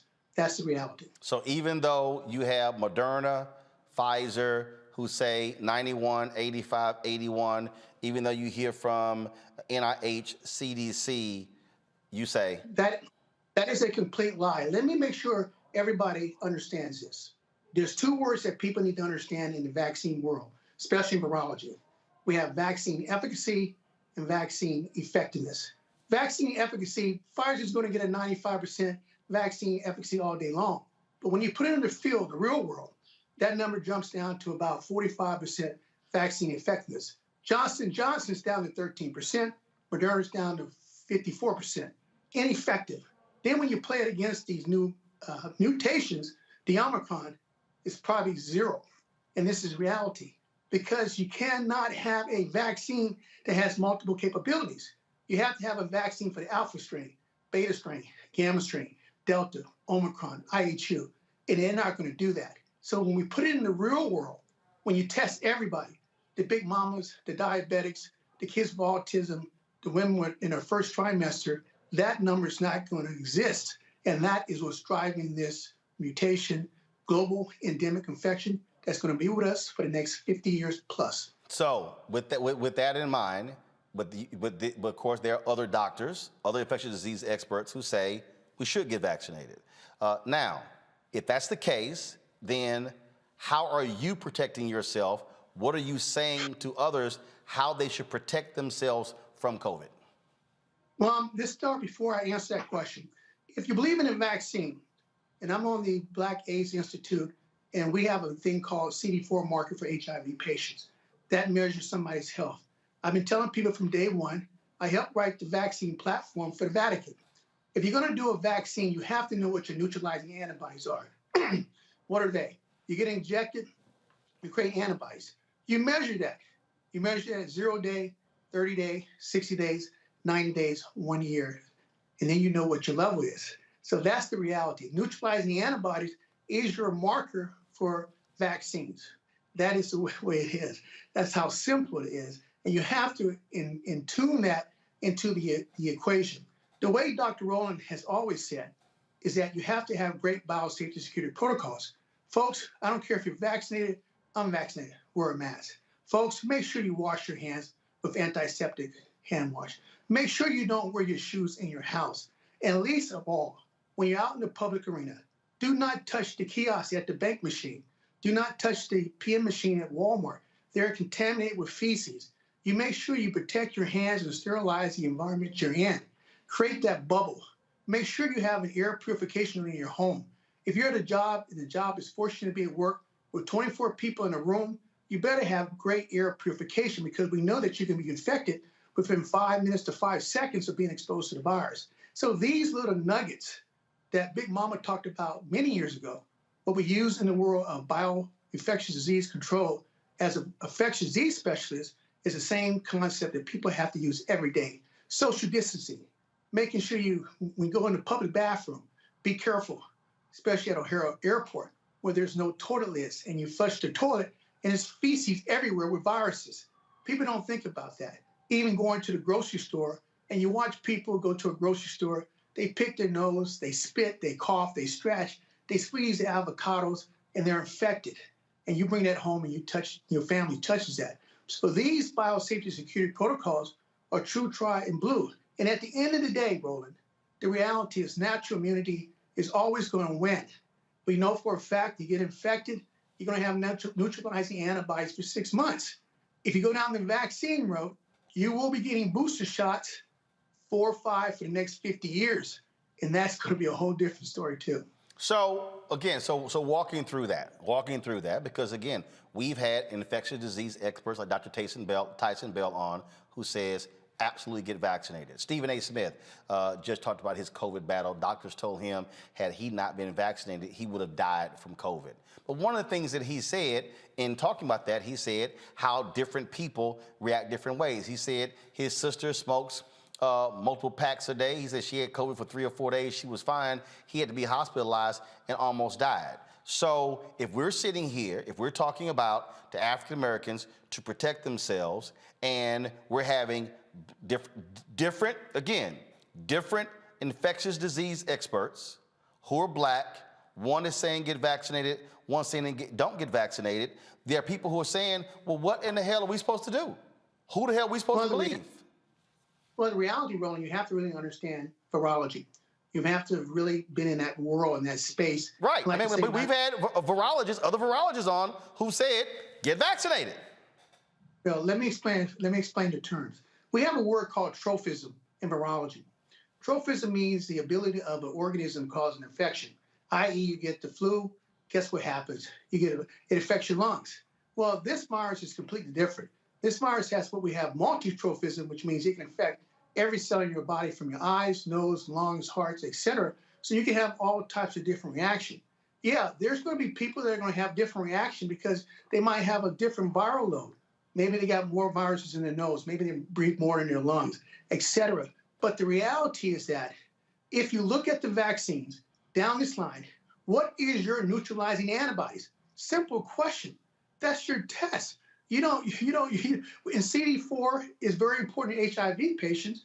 Your neutralizing antibodies is very important. So what test? PCR test, home kits? No, we're talking about neutralizing antibodies. Got it. Which is not, yes, it's I inject you, your body produces IgG, neutralizing antibodies that are supposed to eradicate the infection.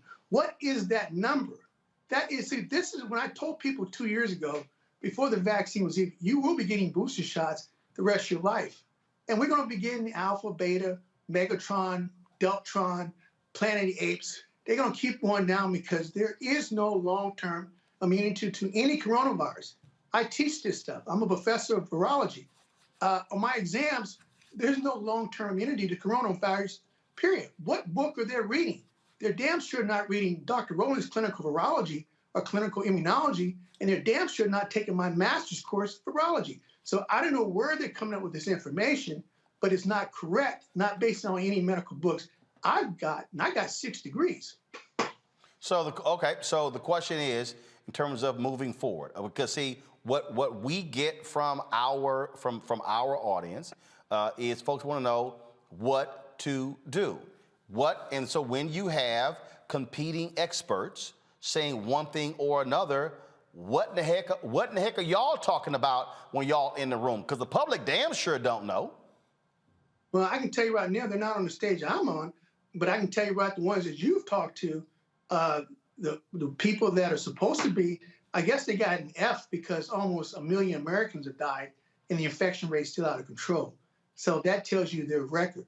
That's the grade you really want to. So you talked about social distancing, washing your hands. Okay, so conferences, football games, basketball games. You're not social distancing. You're literally sitting right next to somebody. So do those no longer exist? Do we not have those events? You also talked about going out, don't touch kiosks, things along those lines. Okay, do we put on gloves? Some say, no, gloves are ineffective. So, all right, so if I'm at the kiosk, what am I pressing? Do I put on some sanitizer, press, and then put it on afterwards, or do I put on some gloves? I mean, so, because the point I'm making is, folks want to know, they want to know down to granular, what are the practical things one has to do? Saying don't touch something is one thing, okay, but what do they do? Well, that is why you follow Dr. Rowland to get the biosafety and how to navigate into the new world. You have to understand, Rowland, this disease, this virus is out of control. We have to get kids back in school. That is one of my main missions, getting schools open, getting people back. Okay, hold on. I want you to hold that point because my panel's going to ask some questions. I want you to answer that, but I'm going back to answer my question. That is, if I'm going to the bank, if I'm going to the grocery store, do I have gloves? Do I don't have gloves? Do I put on hand sanitizer and pick up something, then put it back on? What do I do?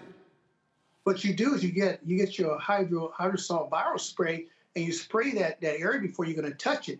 And absolutely protect your hands, protect your fingers and stuff, even touching the gas pump handle. Anything that you have to do in this physical world that we are in now, protected you have with to what? Navigate. You wear gloves? Do you wear latex gloves? What do you? You can use hydrosol spray, antiviral spray. You can use hand sanitizer. You can wear disposable gloves.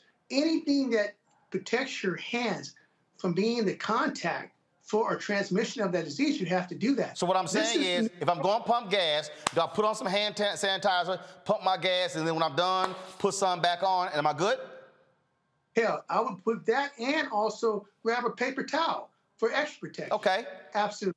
Okay. Now, again, events, conferences, football games, basketball games, concerts. I can't social distance. They're literally sitting right there. I don't know who they are. And they're sitting in front of me and behind me. It's impossible to social distance on an airplane. But this is the new world that you have to navigate. Right. So what I'm asking, what do we do? You're going to have to get an upgrade mask, or you're going to have to do some serious situational changes because these events are super spreaders. Okay, so Let me give you hold up. The upgrade mask. So is it the N95 mask? All right, there are better masks. You can get an antiviral mask. Okay, antiviral mask, but what about the N95 mask? CDC is now recommending that as opposed to cloth mask. Sufficient. It's sufficient. Any type of barrier is sufficient. Okay, am I also wearing, if I don't wear glasses, am I wearing goggles? Am I covering my eyes? Some doctors also say, look, you need to cover your eyes to protect you from COVID. In this environment, because the density of viruses is so concentrated, you go to Walmart, you better wear some glasses. You better wear some glasses on an airplane because you can't contract the virus to your eyes. Am I covering up my ears? Because I've heard that too. Do you cover your ears up? No, I don't cover my ears up. Eyes is one thing. Mouth and nose is the So major, you're suggesting, look, when you so again, I'm going back. If it's a concert, anything along those lines, and I'm around a bunch of people, I should have my eyes covered. I should have my mouth covered. Absolutely. Let me finish my thought. Now go ahead. No. I want because people again are in the chat and they're speaking to that. I want to make sure we got that answered. Now go ahead. Okay. Well, when you start talking about super spreader events, the ideal super spreader event is the cruise ships. We all know what's happening with the cruise ships. Everybody's negative before they get on the boat. Everybody's vaccinated, and man, you got outbreaks out of the world. These are super spreader events, even in a controlled petri dish environment like that. So if you imagine being on a cruise ship, imagine being at a football game, imagine being at a concert, absolutely, you have a very high probability of getting infected. If you're going to navigate into that world, you have to have the best technology. It might be a respiratory mask. It might be having hand gloves. It might be, having your own air purification unit around your neck to create a bubble for you to breathe. All of these things are in play, Roland. There's no one answer to the solution. It is a holistic approach. And this is a new world that you, everybody, Big Mama is going to be navigating in for the next 50 years. So you don't believe that we are going to so-called have a post-COVID world? No, not in my lifetime. That's not going to happen. Or yours. Questions from my panel. I'll start with you, Mustafa. Well, Dr. Martin, thank you for being on the show today. I'm curious, how do we get the science to the place that we need? Because the science is supposed to be playing a role with policy, at least underneath of this administration. And if we can't get the science right, then I'm not sure how we get the policy right. Well, I'm sorry, brother. The reality is they lost the science. It became a political issue. I'm trying to be, the straight shooter, always have been. I believe in science and medicine, and that's why people can't shoot me down because it's based off the books. The reality is that the science got played. The reality is that people really didn't understand RNA viruses, especially coronavirus. People don't realize that when it comes to RNA viruses, they're very difficult to treat. Ebola, dengue, I can go down the line. And what happens is that when you put a political element into a science realm, you get a bad outcome. This is where we're at today. You can't have people in the government tell you that they didn't see mutations coming 2 years ago. I mean, that's basic science with RNA virus. So it shows you there's a significant disconnect and people are not really living the real world. But folks are living it now because the Omicron is changing everything. Ball game over, done. Teresa. Yes, thank you so much for coming on and giving that different perspective. So I'm curious because, I live in Philadelphia. It's the city, largest metropolitan city, but largest in poverty rate. So what do we tell poor people who don't have access to some of, the sanitations, the masking, the gear that is necessary if they choose not to get the vaccine? Wouldn't the easiest way to protecting and moving forward is to get the vaccine?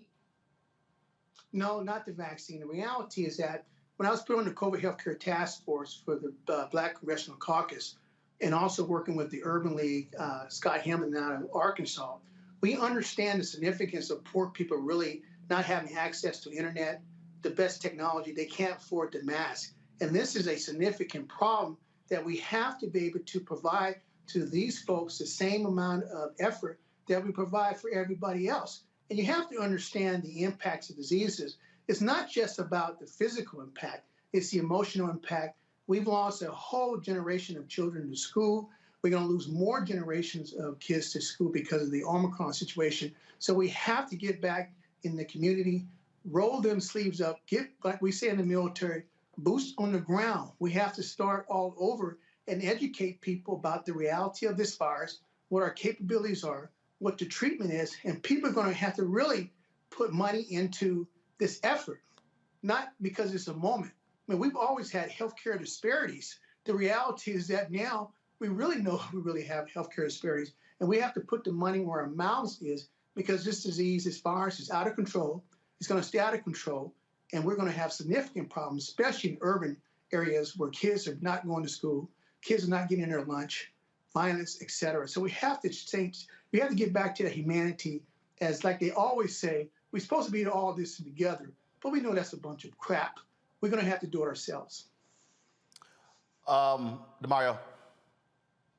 Hey, Doc, a couple of questions. One, where do you teach? I teach in the Heinrich Patik Institute in Germany.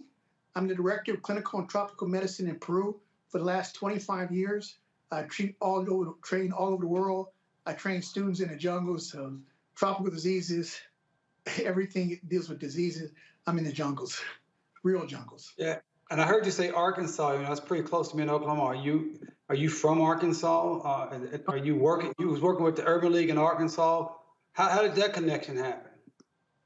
Well, my people from Hazen, Arkansas, and I'm very fortunate to be able to hook up with Scott Hamilton in the Urban League because they want me to help them out because of the COVID situation among minorities and rural communities and urban leagues in Arkansas. That's my connection. So me and the Urban League of Arkansas hooked up about almost a year ago, and I've been doing lectures, town halls, giving people food, educating the poor people in the rural areas, giving out free masks for poor folks to help them fight the COVID situation. So that's my connection to Little Rock, Arkansas.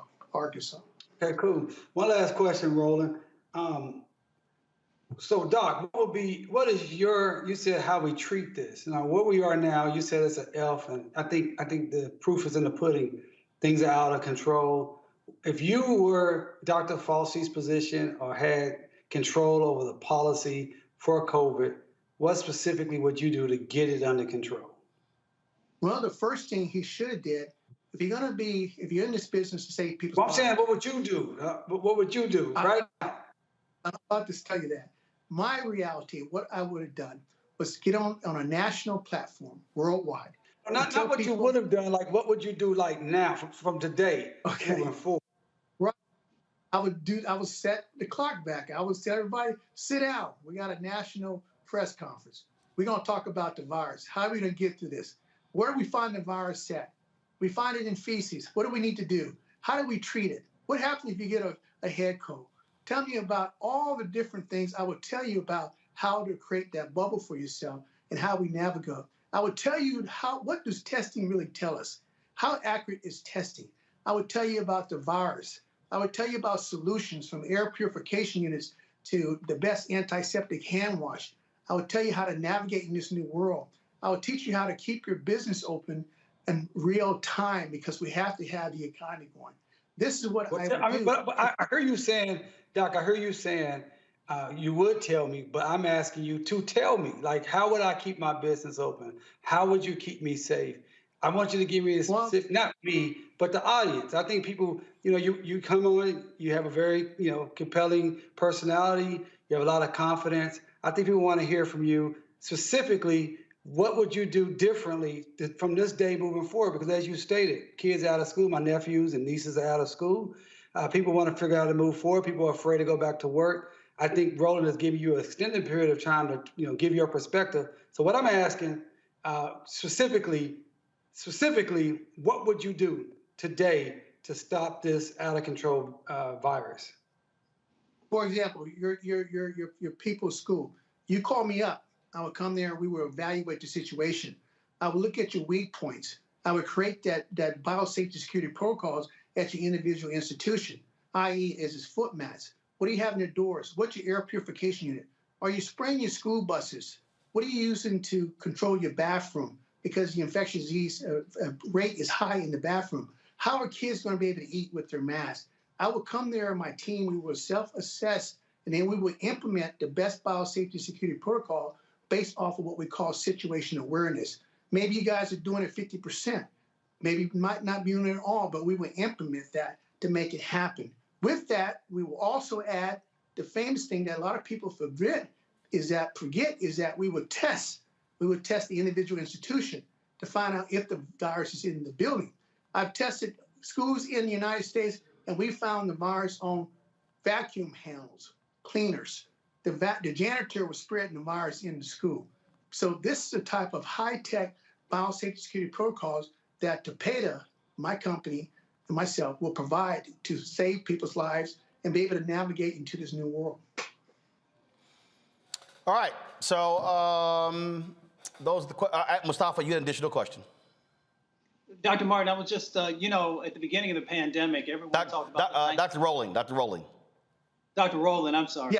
Yeah. Everyone at the beginning talked about the 1918 flu, the H1N1 influenza, and we know that it went through a number of sets of mutations and is even still around today, but of course it's not as impactful as it once was. Do you see COVID-19 following a similar track, or do you think that it's completely different? I mean, I understand sort of the overall structure of it, but for the audience, what should they expect?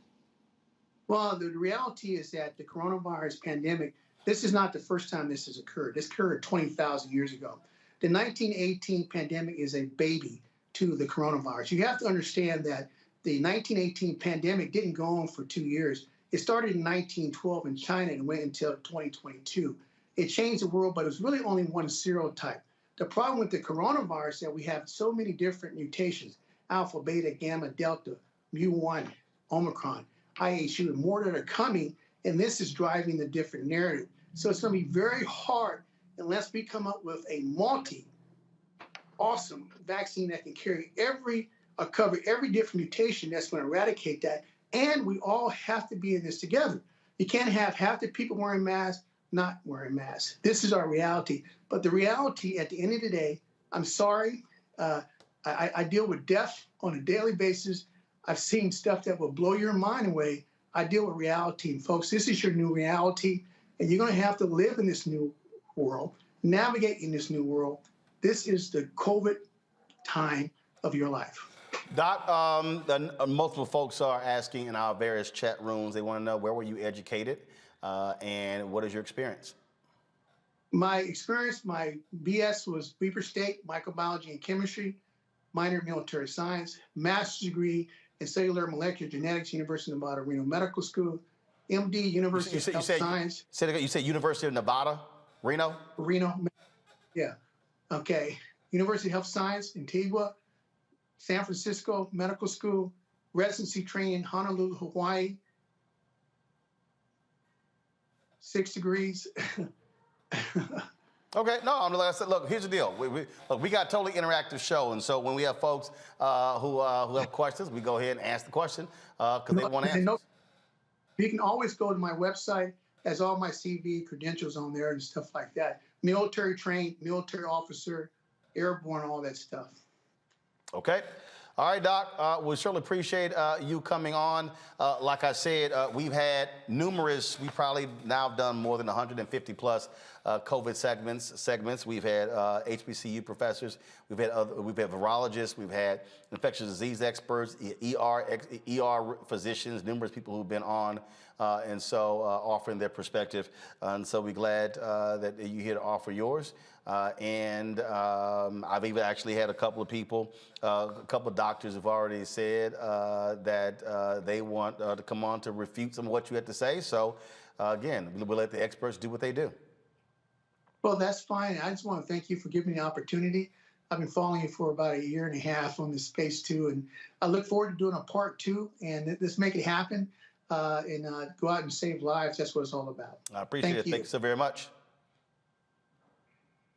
See, it's very interesting when we have these conversations. I love some of these folks who are like, oh my goodness, why have the conversation? Because again, that's why we talk to the folks who actually have the training and the experience. Now, if you disagree with that, you disagree with it. Like I said, I've had some doctors who reached out who said, absolutely, I disagree with him. He's wrong. Absolutely get vaccinated. And so again, we're going to have that conversation. But I'm telling y'all, what we're not going to do, we're not going to have people who don't have any expertise in any area, have no training whatsoever, having these conversations, because we need to hear from folks who do have that training. So you've got epidemiologists, you've got infectious disease experts, you've got virologists, you've got all of that. That's why we have the conversations. I told you, if we're talking about the issue of the law, we're going to have legal experts. I'm not going to have somebody who ain't a lawyer sitting here breaking down the law. Same thing, you're not going to have somebody working on your car who don't know how to fix a damn car, who has no expertise at fixing a car, and reading a manual ain't it. And so, again, that's why we do what we do. Coming up next, we're about to have a conversation about John Hope Bryan, a company he's working with, what they're working on when it comes to in the area of housing, economic development. We talk about, again, black folks in business. I like to talk to black people who are actually in business to talk about black people doing business. Folks, you want to support what we do, of course, download the Black Star Network app. You can do so on all available platforms: Apple phone, Android phone, Apple TV, Android TV, Roku, Amazon Fire, Xbox One, and Samsung Smart TV. You can also join our Bring the Funk fan club, where every dollar you give goes to support what we do with our staff traveling all across the country and the world, bringing you the kind of news you're not going to get elsewhere. Cash App is $RM Unfiltered. PayPal is R Martin Unfiltered. Venmo is RM Unfiltered. Zelle is Roland at RolandSMartin.com. Roland at RolandMartinUnfiltered.com. Folks, I'll be back in a moment.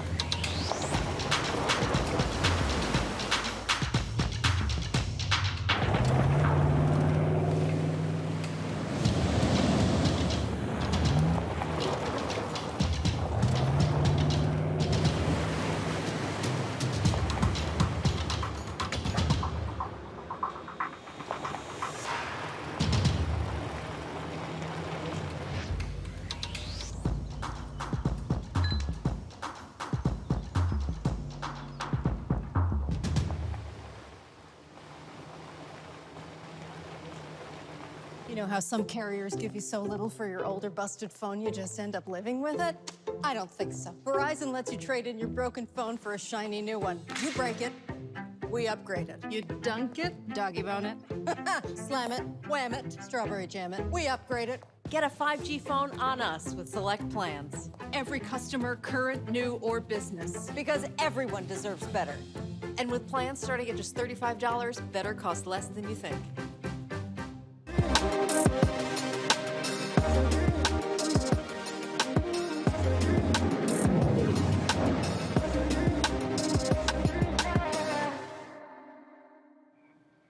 All right, folks, every Tuesday on the show, our Marketplace segment sponsored by Verizon focuses on the issue of business. You know, folks who do business, who are in business.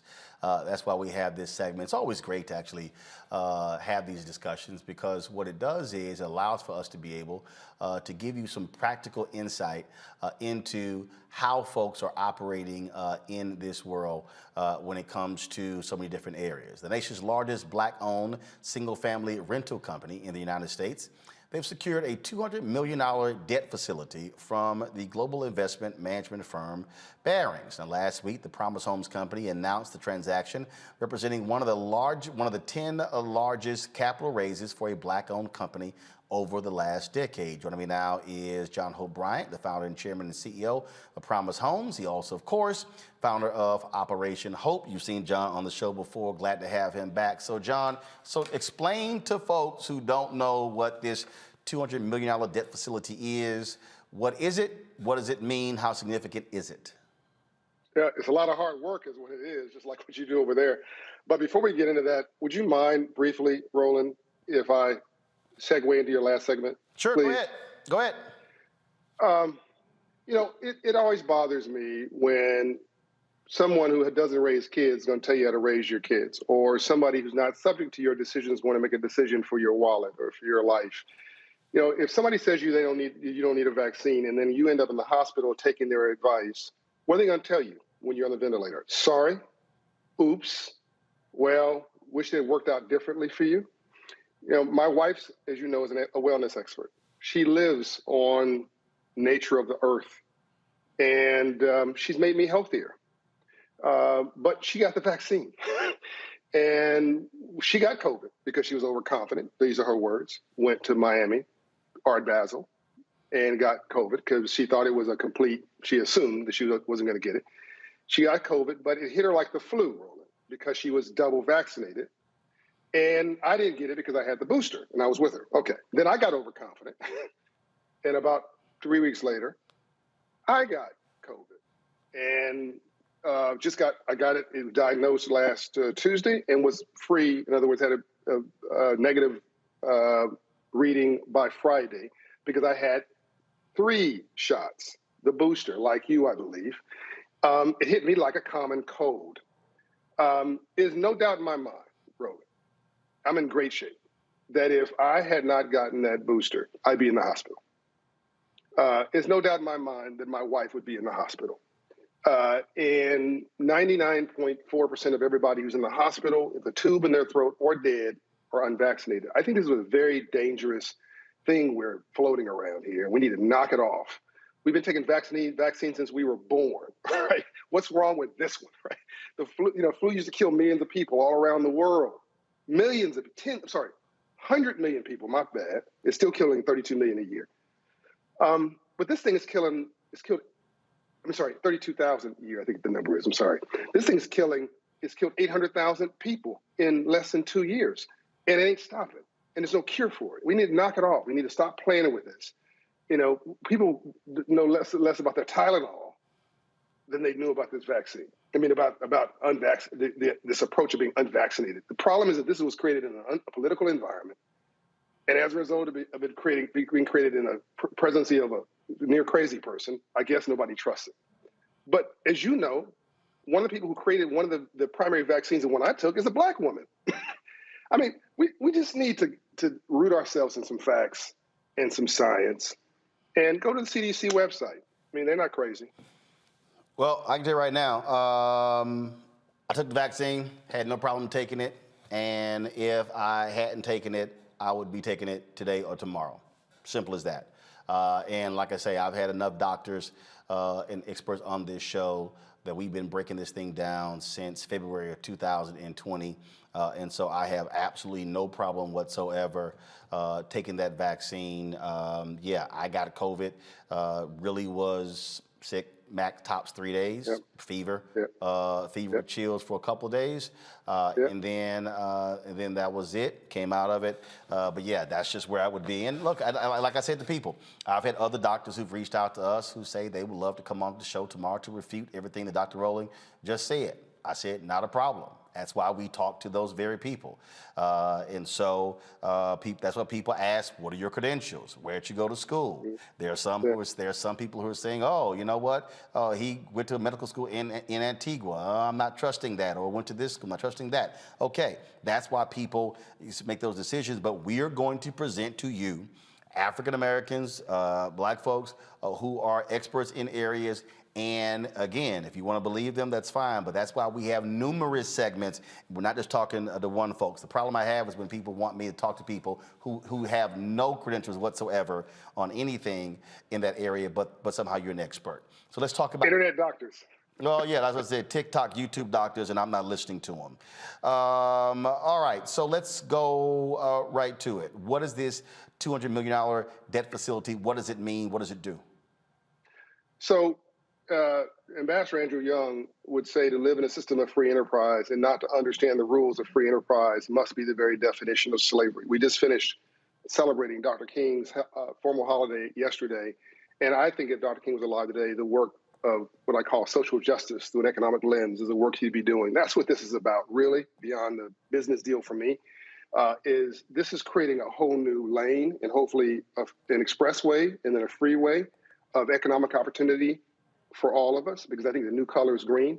But to answer your question, according to Black Enterprise, this transaction, and we didn't know this when we were doing it, we were just doing it. But according to Black Enterprise, this is the largest transaction in real estate involving it's one of the top 10 largest transactions, period, of access to capital. That's really what this is. Regarding an African-American entrepreneur, they would like to say ever, but being conservative, they'll say in the last decade, there's just not a lot of data around it. It's certainly the largest in real estate in recent history. There are other people who are bigger in real estate, Russell and Company, and there's a bunch of folks, not bunch, there's 2 or 3 companies that are larger than me in real estate who are Black. But in single-family residential space, I'm the largest single-family residential rental space. And this access to capital deal is really about, I mean, you get your, for somebody watching this, the analogy would be, you got approved for a credit card. You got $25,000 limit. God bless you. Fantastic. You got approved for a mortgage for a home. $500,000. Fantastic. You got a line of credit approved for, $100,000 for your business. The analogy here is that this is a $200 million debt facility from Barings. So it's a line of credit for $200 million. And I used $85 million of debt and about $45 million of equity to recapitalize my Promise Homes company, pay off Freddie Mac, pay off City National Bank. I don't mind getting into details if you want to, by the way, Roland. You're the first person I'm going this level of detail on. This was just announced last week. So, you tell me, you ask me what you want, I'll go into as much detail as you want. And paid off my investors. So I ended up as a sole owner of the company, and then did a recapitalization and rolled that former company into a joint venture, a new company where I own half of the joint venture, the new Promise Home company, called that. And we basically going to try to grow the company, what's called 10X. So the company was $150 million worth of real estate. We want to grow that to more like $2 billion worth of real estate. This debt facility does 2 things. Clears the deck on the past and moves us from a small business to an institution. So now it's like talking about Steve Jobs one day and Apple Inc. the next. This is now beyond me. But the most magical part about this, Roland, is the renewable philanthropy underneath this, which is all of the minority vendors that we put in business. That's millions of dollars of business every year that gets to grow. So the thing that a lot of people may not realize is that when we went through the financial crisis in 2008, all we kept hearing about was toxic assets. And the initial idea was to get those toxic assets off the books, and then for the banks to simply, sell them off. Well, what happened? We bailed them out. They used that money to settle their balance sheet. They held onto those homes, and then, of course, after the crisis, we then found out that they were selling off blocks of homes, 25,000, 30,000 to hedge funds, things along those lines. And so people out there who were desiring to own homes, some you couldn't frankly afford to buy them. This is a case where, again, where these companies were created. And so this is a Black-owned company owning single-family units that you're renting out to other people. Yes, so that's the back. So that's really the front end of this. I just answered the back end, which is what's this $200 million debt facility from. Let me give credit to Barings, international finance company. So this wasn't the Homeboy Shopping Network financing this, or Joe's finance company. This is Barings International, and they did it at I don't want to get into too much detail, but let's just say it was very cheap money. So I was treated like any other major borrower. That's the nature of having good credit and having a good credit profile. But the front end of this business is what you said: free financial literacy for every resident. So I own at this particular watch, 663 homes, rounded up, approximately 700 homes in Atlanta and North Florida. I'm the largest owner of single-family rental homes who's Black in America. I want to grow that, as I've said, to 10,000 homes or more. We're providing affordable housing to people who mostly look like us. So average rent of $1,200, $1,300, $1,400 a month for a 1,800 square foot home with no deferred maintenance, front yard, backyard. We can raise your children. For a range of reasons why people rent. We can get into that, but you just mentioned one of them, which was some people lost their homes in economic crisis and are trying to recover. Other people are trying to build that down payment. Some people just like to rent. I think everybody, one of us, should want to own a home, which means I want you out of my house and move into home ownership as soon as you can. That's part of our model. But the first part of this is we've contracted with Operation Hope, which I founded. We pay arm's length, Operation Hope, a partner fee to do free financial literacy counseling to the residents. Get your credit score up. If you raise your credit score to 700, by the way, we'll reduce your rent by 10% as long as you keep it above 700 because we think you're a lower risk and we want to reward you. And every time you raise your credit score 25 points, we reward you. You pay on time, we reward you. Now you got to pay your rent, so it's not a freebie. But for those who are ride or die with us, we're ride or die for them. Number two, this is my favorite part, Roland. 65% of all of our vendors are minority and women. So plumbing, electrical, lighting, roofing, landscaping. I'm sure I missed some categories. But these are folks who have a high school education, or you can't have a high school education, and some of them are highly educated. Skilled labor, though, who do a good job. They're being paid either a living wage or building wealth through contracts. And I have one vendor I know in particular. I know that one vendor's made $1 million plus on me last year alone. Maybe more than that. I know it's like $100,000 a month.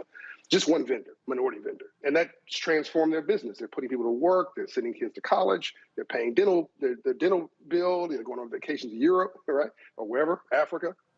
The third thing we're doing, and the bigger the company gets, Roland, the more we can grow that minority vendor pool. That's what I call renewable philanthropy.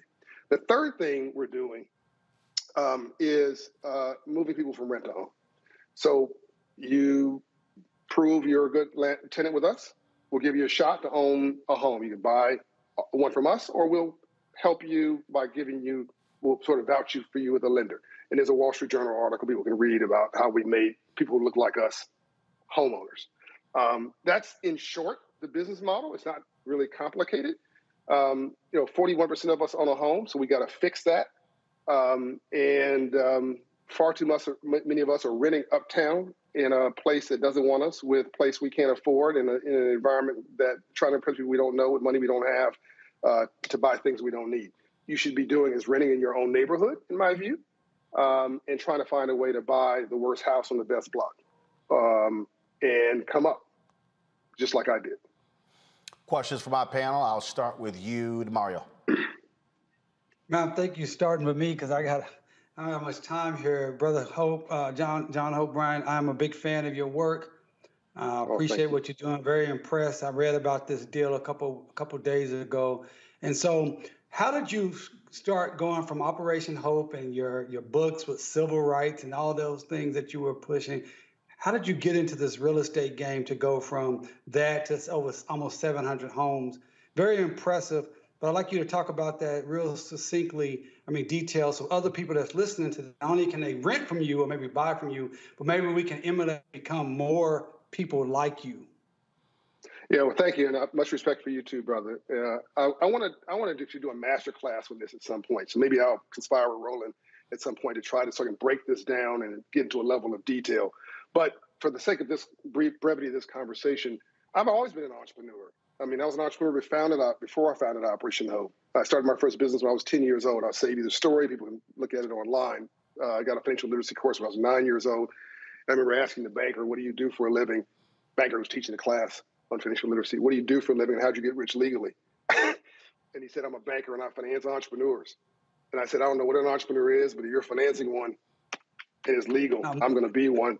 And that's who I am today. Fast forward, as you know, most millionaires have real estate in their portfolio. There's really three ways to get rich in America. Build wealth. Real estate, stock market, and owning your business. and owning your own business. And unfortunately, Black folks are not doing enough of all three of those things. So fast forward, I started this company in 2017, so not that long ago, less than 5 years ago. Again, I'll say the story. I owned, a couple homes in LA, then I owned 4 homes in LA. I sold one, bought a home in Atlanta where I thought there was a lot of upside. Then I saw a lot of potential in Atlanta. I got some, I put some of my money up and my own seed corn, but I also got a couple of my billionaire friends to also back me with what was in a couple $1 million. It was pennies for them. Maybe they just did it out of charity. I don't know, but I took it seriously. And that was like, just a few homes. And I just built my model, improved it, and just kept doubling down. And as people were selling no homes in our neighborhood, I was buying. Buy, rehab, and rent. Buy, rehab, and hold. I never sold. And our neighborhoods are gold mines. And the values of my properties went up steadily, but between 2019 and last year, went up 41%. Atlanta went up 41%. Just think about this. Atlanta, a Black neighborhood, went up 41% in appreciation and value in our neighborhoods from 2019 to 2021. And that's really the story. You can make a story, build a business on income, or you can build a business based on wealth appreciation. You build wealth in your sleep. Make money during the day. You build wealth when you sleep. It's compounding. We don't know enough about building wealth. We really obsess too much on what I call lifestyle riches, making money. But those are two different things. DeMario, thanks for your question. I appreciate it. I'm sorry, go ahead. Yeah, one thing, Brother Brian, I'd love to get you down here in Tulsa with our Justice for Greenwood Foundation and things we're trying to do. We have some real estate holdings and some developments we're trying to do. We would love to talk to you about maybe partnering with us. Absolutely. And I'll show you how I accessed $40 million from Freddie Mac and $15 million from City National Bank. And, I'll break it down how I did it. It's not magical. And it didn't matter. There was no tax. Not only was there no tax that I was Black, actually, I used it to my advantage without any government programs or anything like that. But I used my race as an advantage in my community. My understanding of my community as an advantage, as an asset. And, you have to ask yourself a question when you're watching this. Do you believe in yourself? Is the glass half full or is it half empty? If you think it's half empty, just turn off the TV set. But if you believe it's half full, then you need to say to yourself, how can being Black and knowing my neighborhood and being astute and focused and never getting out, how can that be an asset? Our neighborhood is undervalued. An inner city in France is called Paris. An inner city in the UK is called London. Only in America do we throw away inner cities and try to move out of them, and everybody else is moving into them. All right, Teresa, your question. Yes, absolutely. I am just taken back. I was actually looking at your website for a little bit more detail. I'm here in the city of Philadelphia, and the amount of properties that are going up either for share sale or some that where affordable housing is no longer the language of the land in terms of the gentrification and what's happening here. Wondering, one, if you are interested in coming to Philadelphia, and then two, definitely when you get that masterclass up and running, please, let me know for that. But really particularly interested on the market of how are you maybe helping individuals who may be looking at, some of the stuff that's going on through share sales right now. Yeah, so I don't want to get into shared anything on this short conversation. It's a great concept, but keep in mind, nobody washes rental cars.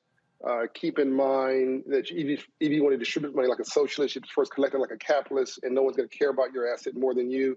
I'd much rather you if somebody's watching this and they make $35,000, they have 3 children. The government owes you, if you ever file for an EITC, government owes you about $18,000. Combine that with a child tax credit from the federal government under this new stimulus package that's $9 grand. You've got 30 grand. Take that 30 grand, put it as a down payment. Take 15 grand, buy a rehab home in Philadelphia, a tear down home, buy it for almost next to nothing, get a construction loan to rehab it, put $15,000, $20,000, put $5 grand in a reserve account, and you'll now end up with an asset worth, I'm guessing, $70,000 to $100,000, and then rent it out, and then let that stabilize for a minute, and then use the equity from that one to then buy a second one. And then once you've done that 3 times, you've got sustainability, and that real estate will only go up in value. Real estate has never gone down. Somebody's going to watch this and go, John, you're wrong. That's actually not true. I'm not wrong. Here's what's happened. This is what real estate's done. Stock market too. It's gone up. Then there's a crisis. It dips. What do black folks do? We sell on the dip. And then what happens? It then corrects above the line every time. Then another crisis. 10, 20 years later, it goes down. What do? We sell on the dip. We get all wigged out. Somebody else buys it and goes up to the next level. We need to buy, rent, and hold. And I just gave you an example of how somebody making $35,000 can do that. And go to Opera Show, get your credit score up, because we're raising credit scores 120 points in 24 months. We do that for free. So that's a little business plan right there for somebody not even as sophisticated as you. So yeah, share this, share that. That's all cool. I'd much rather you do something on your own where you control the hustle and you control the outcome, and then partner with somebody else in time. All right, Mustafa, final question for John Hope Bryant. Yes, Brother Brian, it's always inspirational and aspirational every time that you come on. As you talked about, many of the adults who go through the program and learn, a number of different types of things, is there also opportunities for younger people also on that journey? Absolutely. We've got Hope Business in a Box Academy. I'm now mixing metaphors now. This is Operation Hope, my nonprofit. We put thousands of young people in business through the 1 Million Black Business Initiative as well. You can go and watch prior stories, shows with me and Roland about 1MBB and our Hope Business in a Box Academies, where we're putting kids that were my age coming up, 10 years, 12 years, 15 years old in business. And there's hundreds of stories and videos people can watch on young people starting businesses and owning real estate.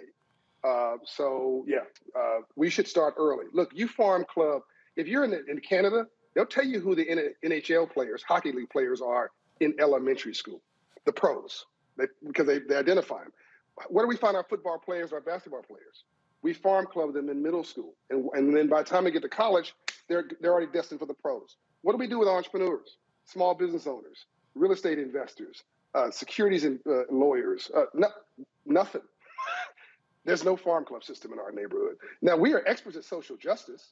We'll tell you discrimination, black people, a mile away. We'll tell you police brutality 5 miles away. But we can identify a stock or a bond or real estate investment in our own neighborhood the way we should. This has to become the new movement.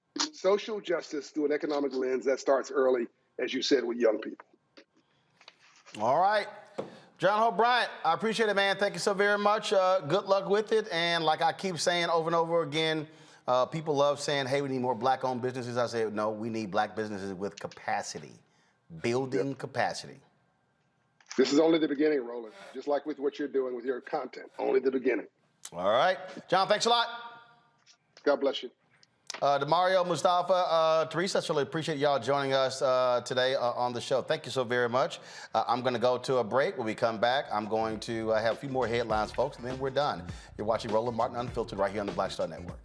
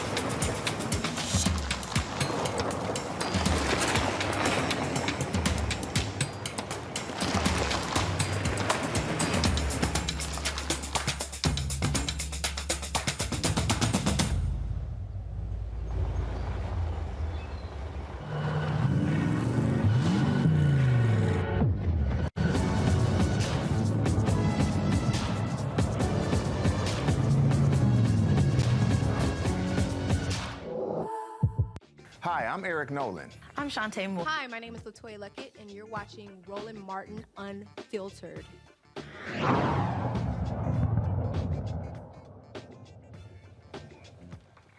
All right, folks, the former Chicago police officer convicted in the fatal shooting of Laquan McDonald is getting out of prison next month.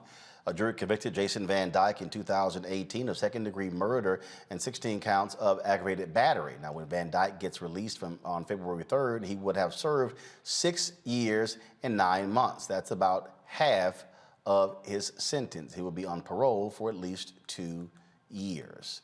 All right, folks. An investigation is underway after body cam footage shows a Florida male cop grabbing a female officer by the throat after she tries to pull him away from an alleged suspect. Y'all, watch this video. It's crazy. I got it, folks. The footage shows Sergeant Christopher Police, the Sunrise Police Department, okay, leaning into a police car and hovering over a handcuffed black male suspect while holding pepper spray. A 28-year-old unidentified female officer approaches him and pulls him away by tugging on the back of his belt in response. He then confronts a subordinate and grabs her by her throat. The incident took place in November. The 21-year veteran has been assigned to desk duty while the department investigates the incident. Man, see, we talk all the time about officers stepping in doing the right thing. Here he sits here and basically attacks his own fellow officer. Folks, Virginia's outgoing Attorney General says police in Virginia Beach used forged documents linking people's DNA to crimes to get them to confess. According to the state's Attorney General's Office of Civil Rights that led the investigation, Virginia Beach's police department used fake reports from the Virginia Department of Forensic Science in at least 5 cases between March 2016 and February 2020. The city's police department has changed its policy in the wake of the probe. A city spokesperson maintains the practice, no shock, was legal. Folks, Virginia Governor Glenn Youngkin wasted no time signing several executive orders after being sworn into office over the weekend. The newly elected governor was sworn in on Saturday and followed his ceremony by signing executive orders and 2 executive directives. Well, some of these actions include to restore excellence in education by ending the divisive concepts, y'all, like critical race theory, which actually isn't being taught in the schools, to empower Virginia parents and their children's education and upbringing. Put graphic back, please, thank you, by allowing parents to check whether their child wears a mask in school, to restore integrity and confidence in the parole board of the Commonwealth of Virginia, to investigate wrongdoing in Loudoun County, to make government work for Virginians by creating the Commonwealth Chief Transportation Officer, blah, blah, blah, blah, blah. Bottom line is, y'all, we know exactly what it was doing. And so he ran on critical race theory, which actually didn't even exist. But that's just one of the things that you see. So, and like I said earlier, we see Republicans are doing all they can to move forward with trying to use this to impact people, again, to vote in the midterms. The oldest living Tuskegee Airman, folks, retired Brigadier General Charles McGee, has passed away. He died Sunday at the age of 102. McGee flew in over 400 combat missions and was awarded numerous accolades for his service. While in the Air Force, he battled segregation and racism. The Tuskegee Airmen were a primarily African-American group of military pilots and airmen who served in World War II. McGee celebrated his 102nd birthday just last month. Got to give a shout out to that alpha man. All right, certainly we mourn his passing, folks. Historically black churches across the country will be receiving help. $20 million worth of support. The Lilly Endowment donated the funds to the African American Cultural Heritage Action Fund to support the Preserving of Black Churches project. St. James AME Church will be the first to benefit from the significant donation. The church was founded in 1868 and will receive $100,000 to repair damage from the Kentucky tornado.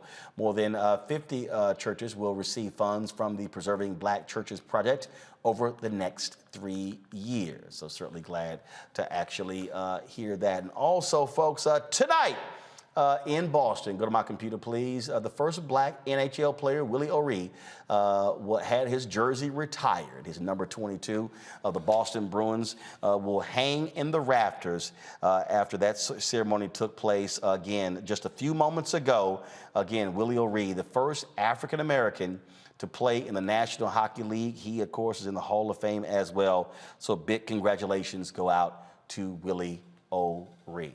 Folks, that is it for Roland Martin Unfiltered. Again, if you want to support what we do, please download our Black Star Network app. Apple phone, Android phone, Apple TV, Android TV, Roku, Amazon Fire TV, Xbox One, Samsung Smart TV. You can also support us in what we do by joining our Bring the Funk fan club. Cash App is $RM Unfiltered. PayPal is R Martin Unfiltered. Venmo is RM Unfiltered. Zelle is Roland at RolandSMartin.com. Roland at RolandMartinUnfiltered.com. Folks, thank you so very much. We'll see you tomorrow right here. Roland Martin Unfiltered on the Black Star Network. Holla!